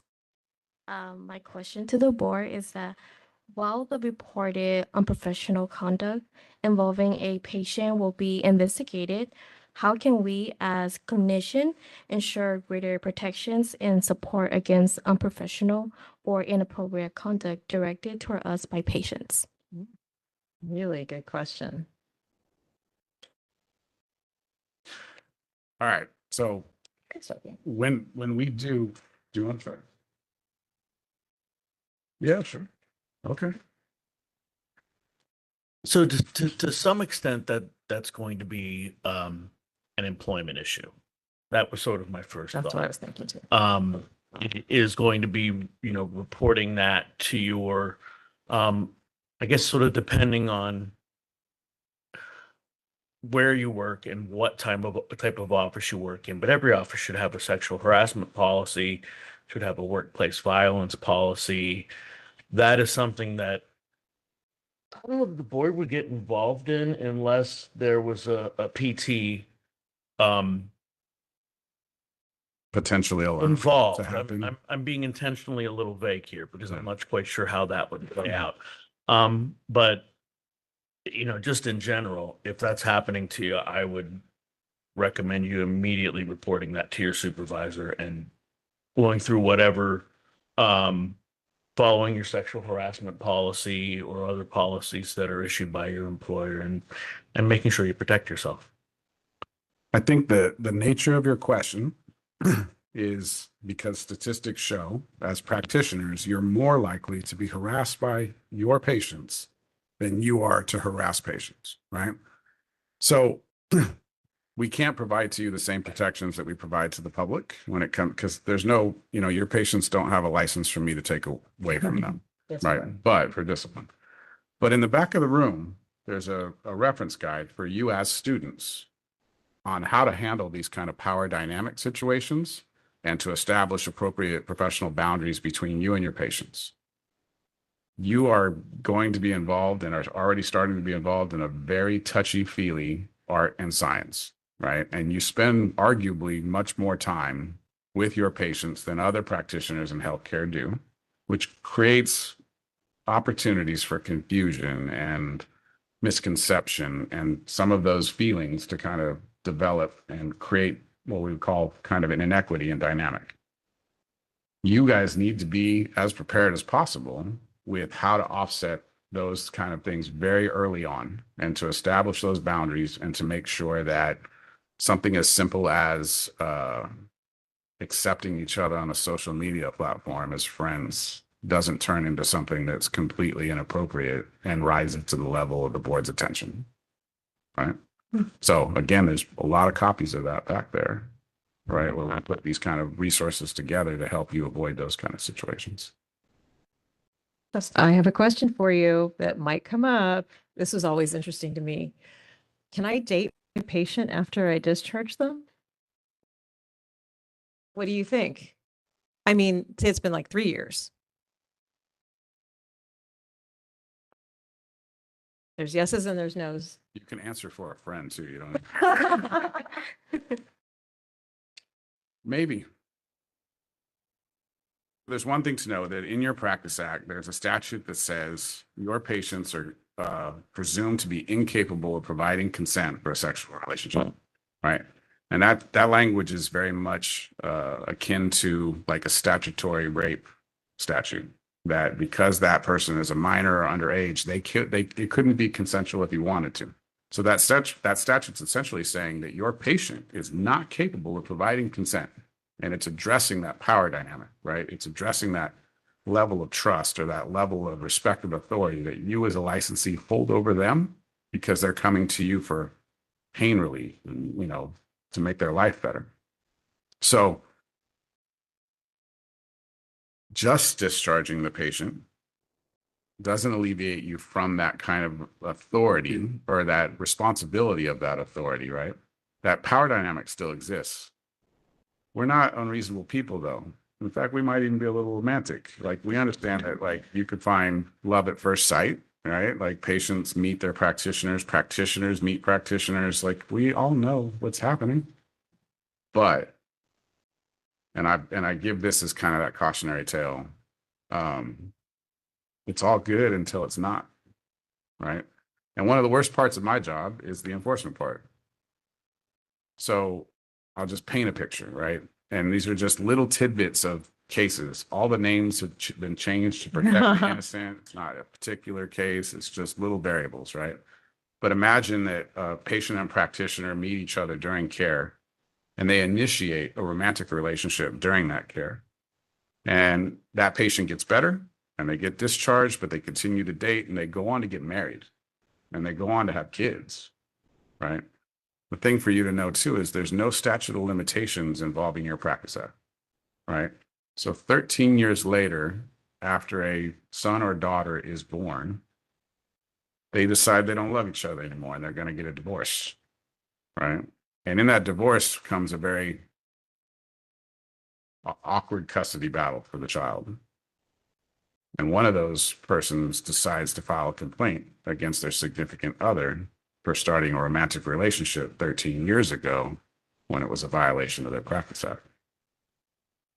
Because it was all good. Until it wasn't. Until it wasn't, right? The beauty of being regulated by a board is that you have 7 members up here who are 4 professionals involved in your profession and 3 members of the public. And the beauty is kind of that trial by peer expectation, so that all the individual variables of your case are taken into account, right? And it's that a trial by peer, that trial of a jury of your peers is there to determine like what's reasonable and what should have been expected given the circumstances. So obviously 13 years later, evidence diminishes, but there's no denying that a violation occurred. We probably already have DNA from the 12-year-old, boy or girl that was born from that relationship. And we can overlap that with PT records that were from back then and see that they were, you were still providing physical therapy services during that time. So you create a really awkward position. So my best advice is, man, it better be love at first sight. Stay that way. Yeah. Go ahead.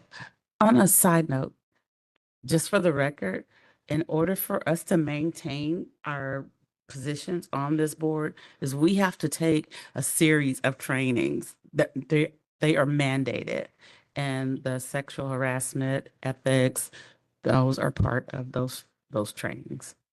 Yeah, board members have continuing education courses too.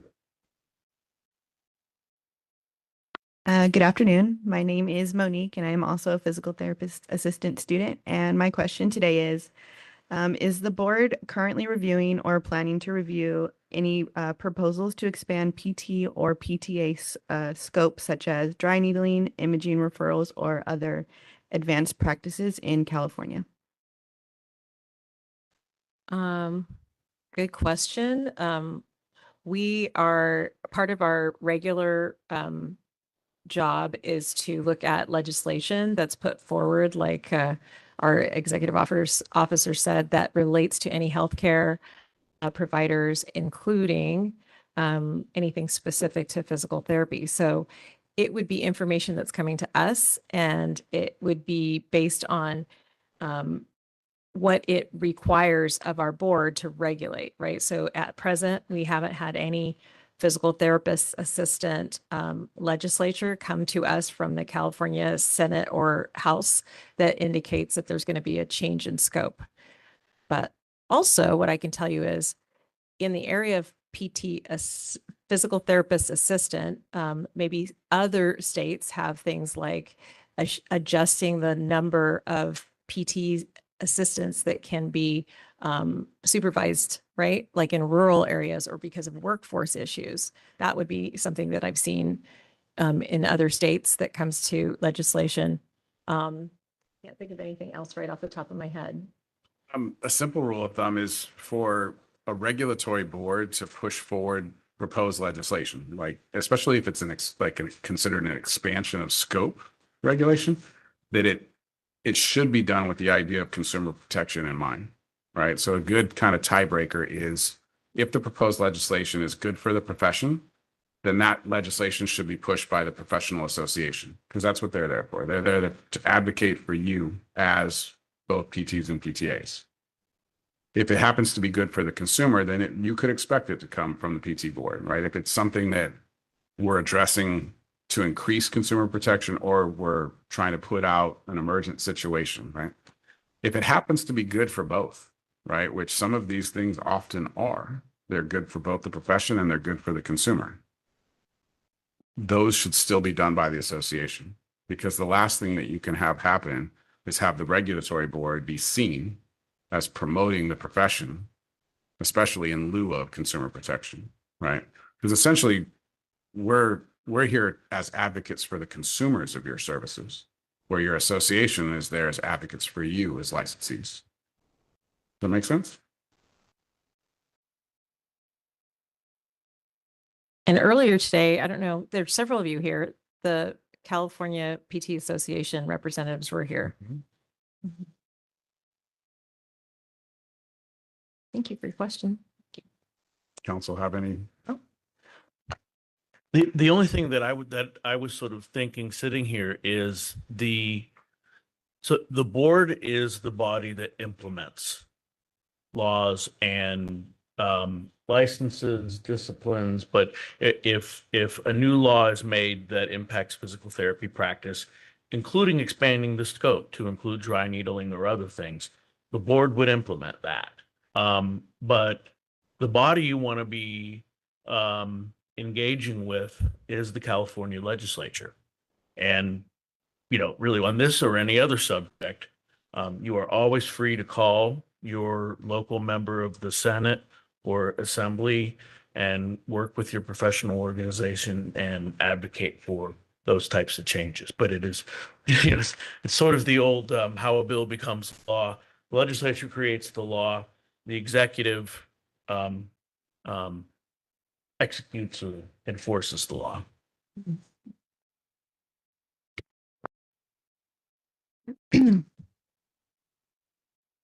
Hi, board members. My name is Paola, and I'm a student at IoT, a physical therapist assistant student. My question for you guys today, what are the most common reasons new PTA grads get cited or disciplined, and what steps does the board recommend to avoid these career mistakes?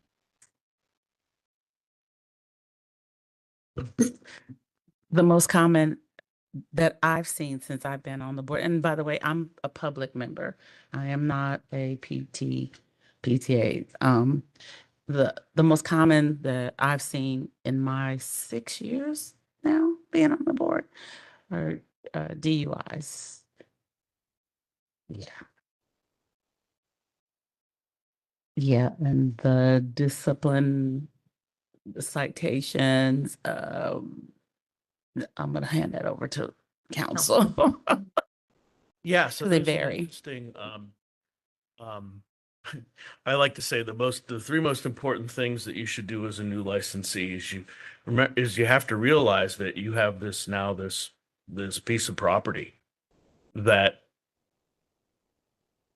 it's no one else's, and you can lose it. And so at that moment when you've been out having a good time and you go to get in the car, you now have another reason to be careful in that instance, to not drink and drive. So I always say the three best pieces of advice I have are don't drink and drive, don't drink and drive, and don't drink and drive. So there can be practice issues with PTAs, although I think that's not quite as common.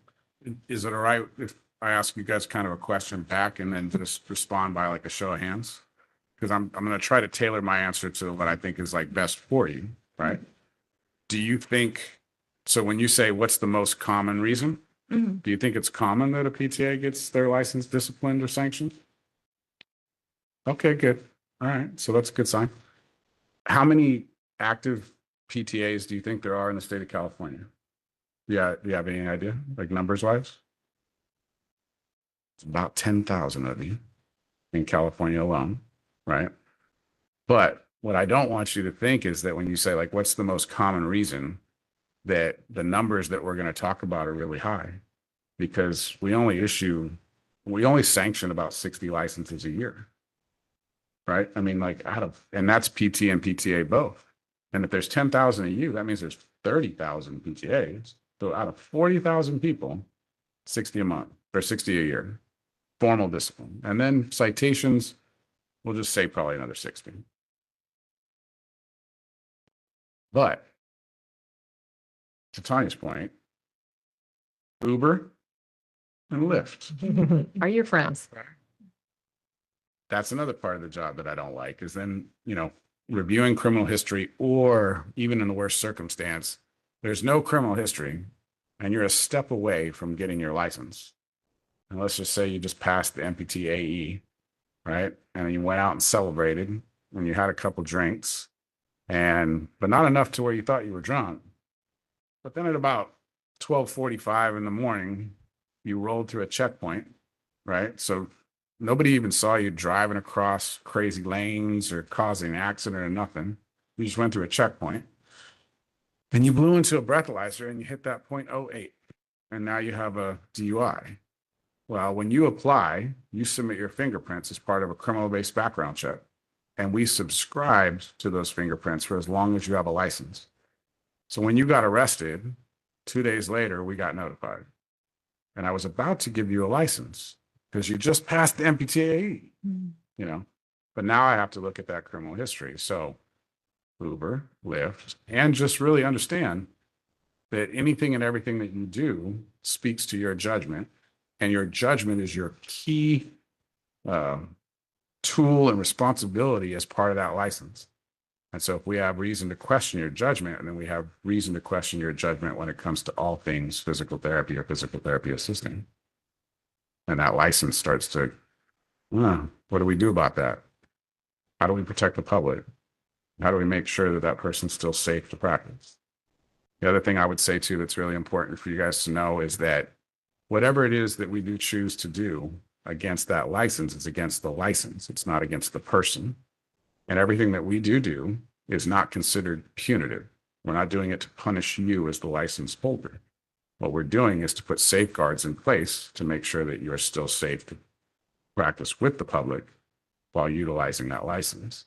And so when you see somebody on probation and we give them conditions, and to Dr. Brandon's point, that's when we might take and assign certain continuing competency courses. Like, you need documentation courses, because in our investigation, your documentation was absolutely non-existent.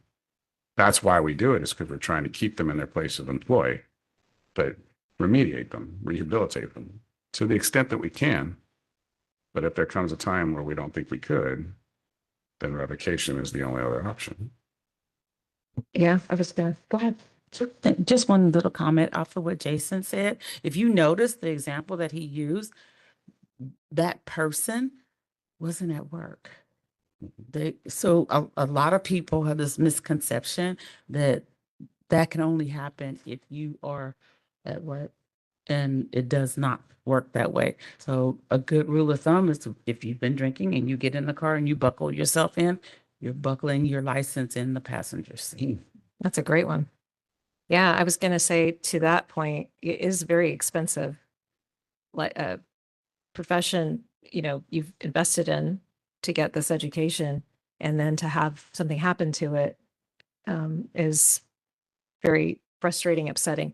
I will also say that if you flipped it and remember that this could be your mom or your, kid or your best friend who you're putting their care in jeopardy, even if the person's just belligerent, whatever it might be, you have to think of it like that. And I always think of it like, okay, these are physical therapy practices. What if it was a surgeon, The other thing to note is that I think it's really important that you realize, again, like Mr. Kaiser said, we're not out for punitive nature. So if you have a one-time out of the blue incident that occurs, that's not the same level as realizing that you have an addiction and we know you need help and you recognize you need help. And in both circumstances, we want you to get the help you need. There are things in place at the state level for nurses and pharmacists and physical therapists, assistants who are going to need help, and they need to be checked in and they need rehab. So recognize that that is not a particular thing to PT assistants.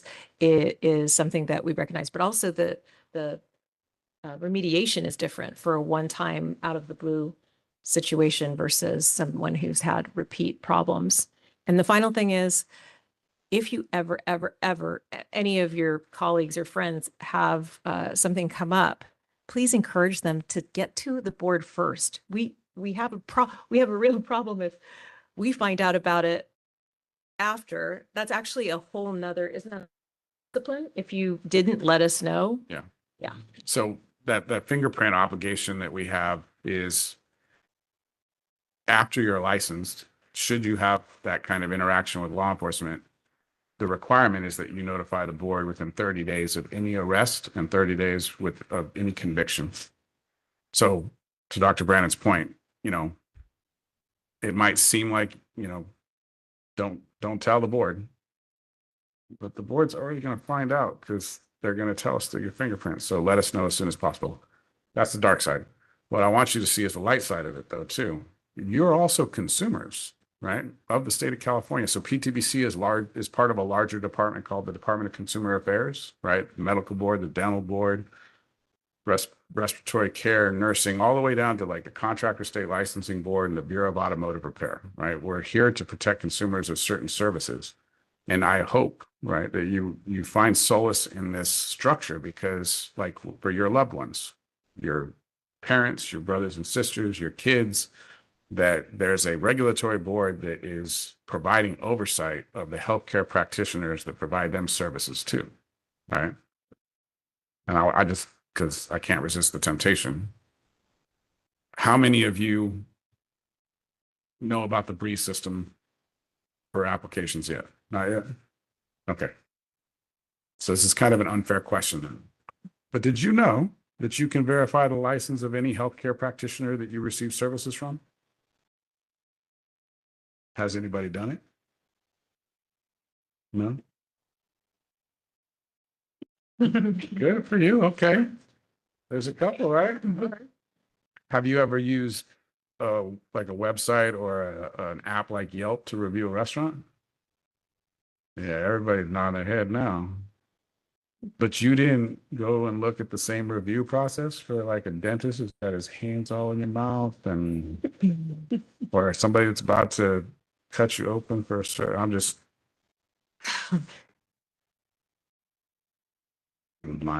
verify not only for you, for your family. When you become a licensee, you can use that verification to verify the license of your physical therapy supervisors and your fellow, people around you. Because if you're working in a large clinic and you find out there's a bunch of people in the clinic that are working with you, but their license is expired, especially if that happens to be your supervising physical therapist. I mean, that's a problem. But you can head all that off by just saying, hey, I verified your license this morning. Did you know it's expired? You better take care of that. You know, it's there for you as consumers too. Well, I was just going to add the one thing I kept thinking about during this discussion is I'm not going to suggest to anyone how they should handle particular employment situations, but you all can file complaints with the board. Absolutely. If The whole structure of regulation, take physical therapy as an example, right? 60 years ago, 70 years ago now. Yeah, 70 years ago, I could say that. There was no licensure for physical therapists, right? It was more of an assistive personnel that provided services to a physician or surgeon. But as it started to become more of a specialty, it rose from a certification to then a registry, and then from registry to formal licensure. The driving factor of licensure was from you as PTs and PTAs yourselves. You wanted that legitimacy, right? You wanted that, we want to be self-policed. You know, we want a clear set of rules that says, here's the black and white of what we can and can't do. And we expect the board to enforce those rules. So it sounds like we're the big bad government agency, but we're the big bad government agency that was created by you as the profession, right? To help you, you know, retain that credibility with the public and make sure that we protect you as reliable practitioners from any of your colleagues who might not be so reliable, so they don't put a stain on your profession.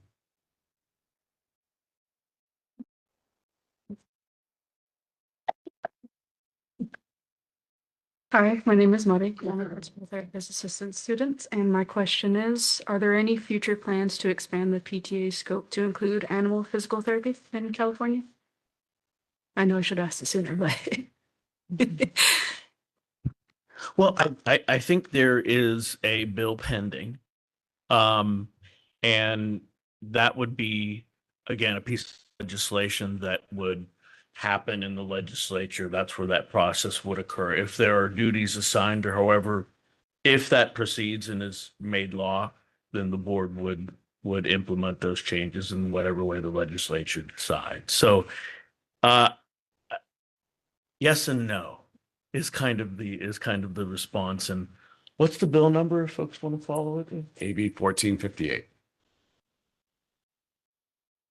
And you guys sat through presentations this morning all about this topic, right? So you heard some of those kind of things. I also like to use metaphors to make things simple, right? So sometimes I describe it as we're just the sheriff of the PT Practice Act, right? So we enforce the laws that we know and have in front of us today. That legislation, as it's being proposed, when we are invited into that conversation by the legislature to, you know, what does the board think? The thought process that's involved into that is like, what's good for the consumers, right? What's good for the people of the state of California? Our current PT Practice Act clearly says person, right? So everything that we opine on, everything that we look at is that our consumers are human beings. Unfortunately, there's another, not unfortunately, I guess, to be considered is that there's another regulatory board involved in this discussion, that's their sole responsibility is to regulate veterinary medicine. And so it's been a long-standing conversation. I've been doing that part of this conversation for about 15 years. Do I see a solution in the future? Yeah, I really hope so. I'm tired of talking about the same thing over and over again. thank you.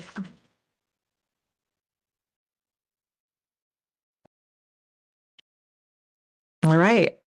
I know. How did that work? Are you the last group? Yes. Yeah, okay. It's like whole panel and great questions.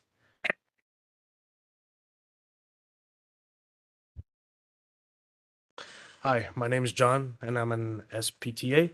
And my question for you is the board reviewing any potential expansions or clarifications of the PT scope in regard to supervising PTA or physical therapy aides? Tell me a little bit more. Is there something about supervision of PT aides that you're honing in on, or? Not particularly. I was just thinking about in terms of what I learned in my ethics course. Okay. I know that a lot of the responsibility lies with the PTs. All of it. All of it. All of it. Okay. So like, I guess, how many aides can a PT supervise at one time?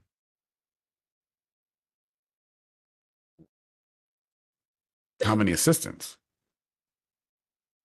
How many assistants? Yeah, how many assistants can a PT supervise at one time? I believe it's 3. Two. 2. Two simultaneously. And an aide, it's even more restricted.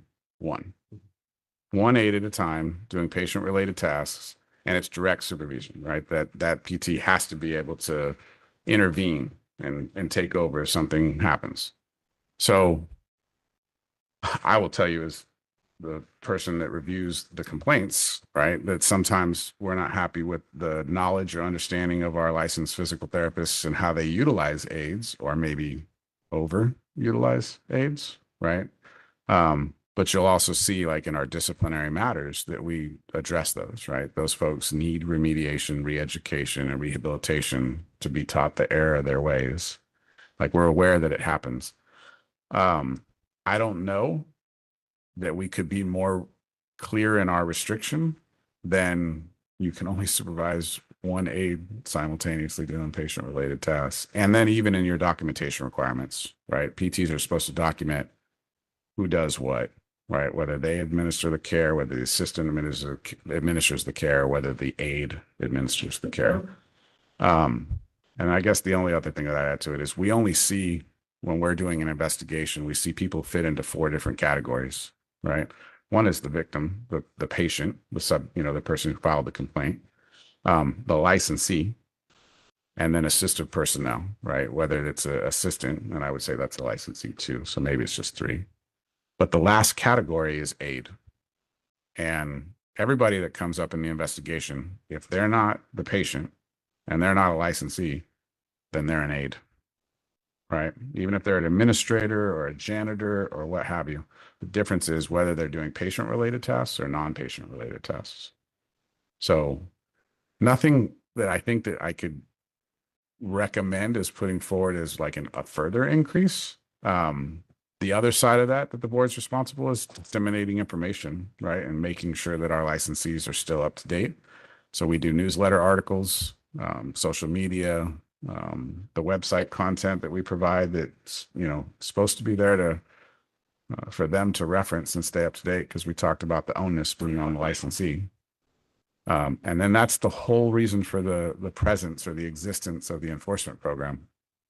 It's we're here to, receive those complaints, investigate them, and see if there's any wrongdoing. Yeah.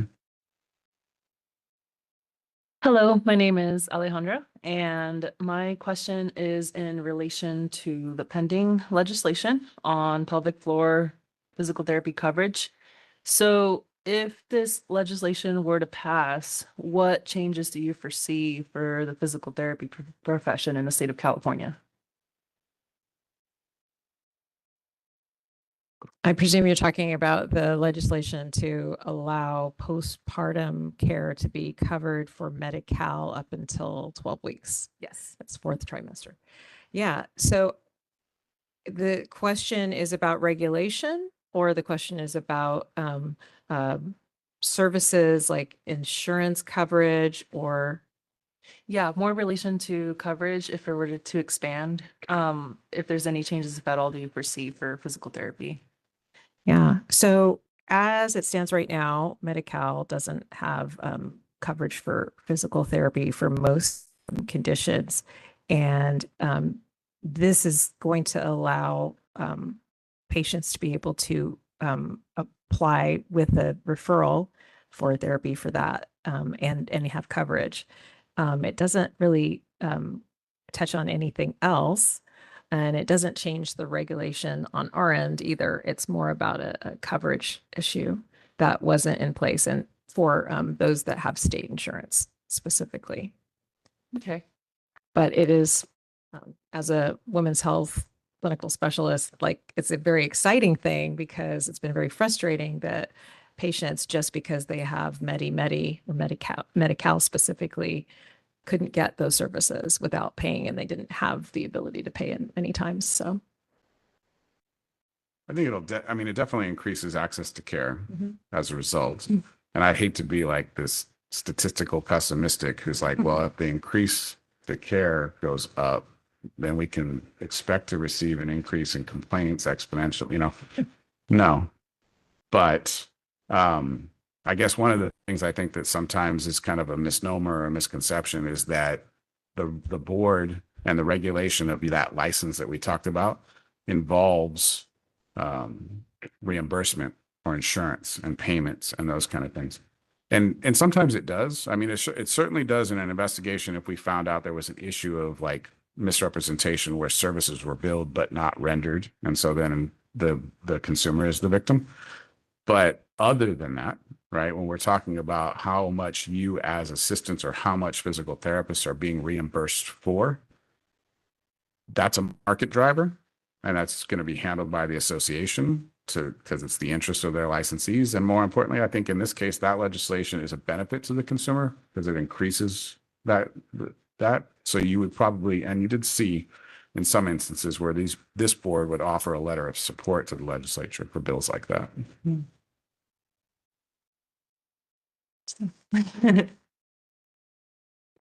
Hi, my name is Cerise, and I'm a physical therapist assistant student from IoT. My question is, will the California Physical Therapy Board let PTAs treat animals in the next 5 years? It's not a matter of whether the board will let, right? Again, it comes back to will the legislature provide that authority to the board, right? And then what the interest expressed will be that of consumer protection at the time. And so we also have to identify who's consumers of what regulatory boards.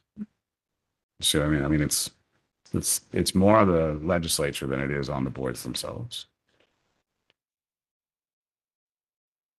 Hi, my name is Sherlyn Abagat. I'm a student PTA at IoT, and my question is, how is the board going to respond with the Department of Education new ruling of professional occupations? I will tell you. So as the administrator of the program, the initial impact of that bill happened probably almost a year ago now, right? But there was something that happened about, I want to say 45 days ago, about 6 weeks ago, that this idea of what a professional degree was just took like wildfire on social media. And so I got really nasty emails about like, what did you do? What is this board going to, what are you going to do to combat this? And part of it to understand is, again, when we talked about there's very little jurisdictional coverage for us when it comes to insurance and payment and reimbursement, we have even less to do when it comes to how your education coming up as physical therapy assistants and physical therapists is paid. We talk about accreditation of schools and we make sure that minimum competencies are there, but how the money is distributed at the federal level or how loan payment restructure is set up is non-jurisdictional for us as a board.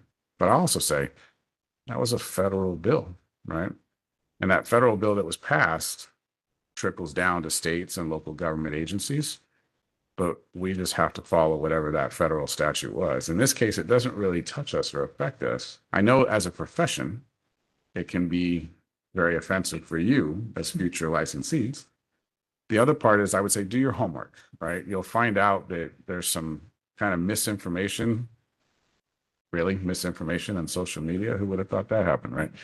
But I had been tagged in dozens of Instagram and Facebook and now because we have a TikTok account, TikTok Reels, of what we're going to do about these changes in definition for professional degrees.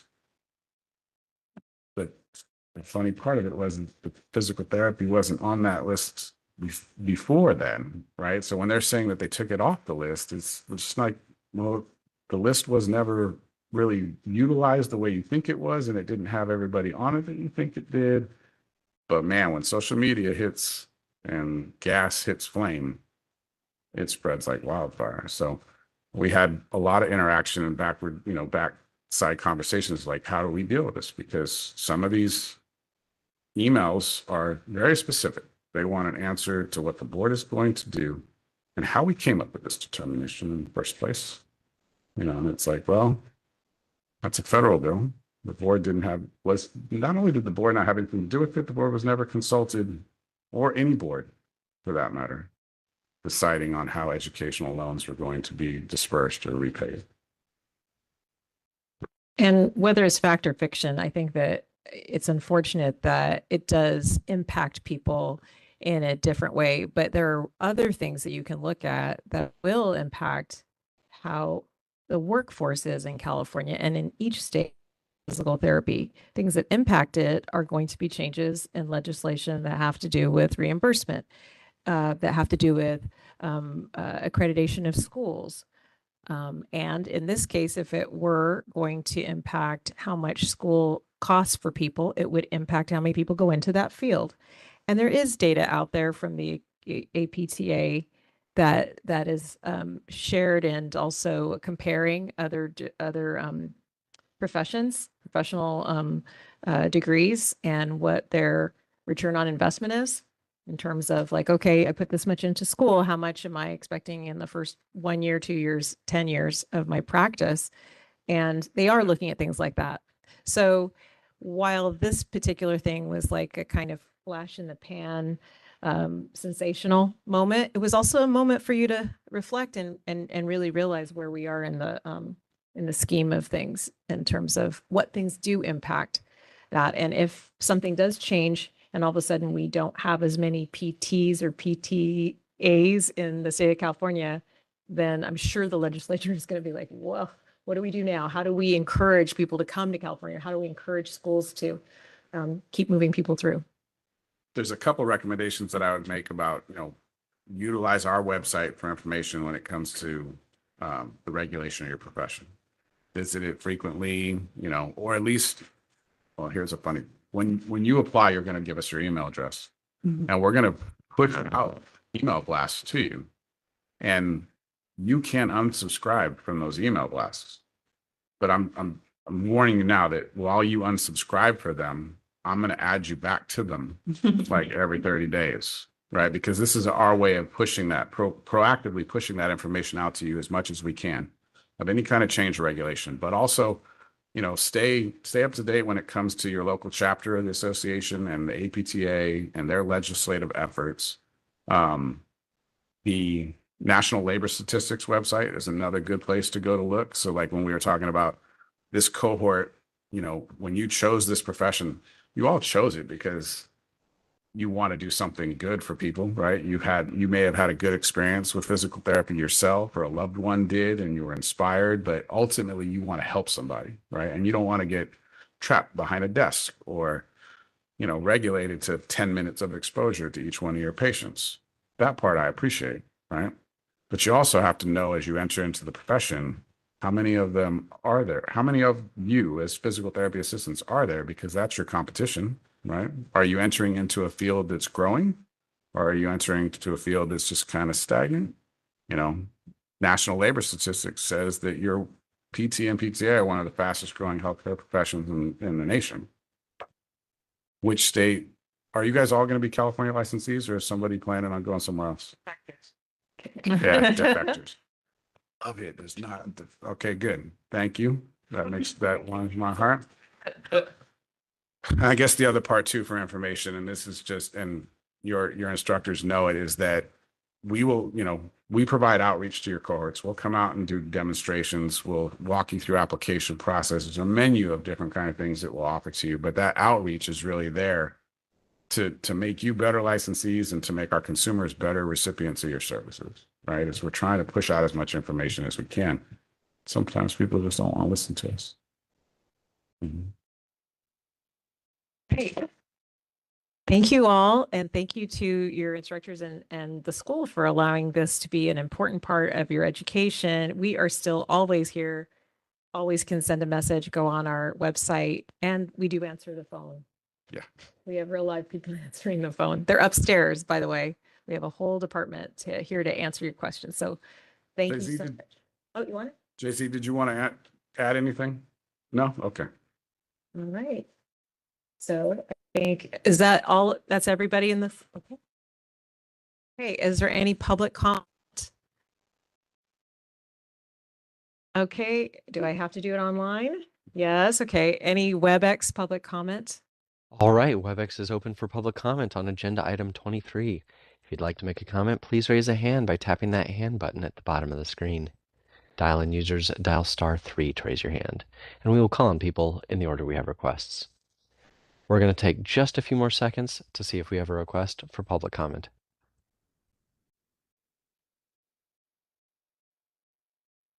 Seeing no request, you wish to continue? Yes, thank you. All right, well, thank you all so much for attending, and I'm going to adjourn this meeting at 2:24 p.m. Thank you all, and we'll see you next year. Go Thank ahead. you for making the long drive. Yes, that was a big deal. Thank you. Thank you.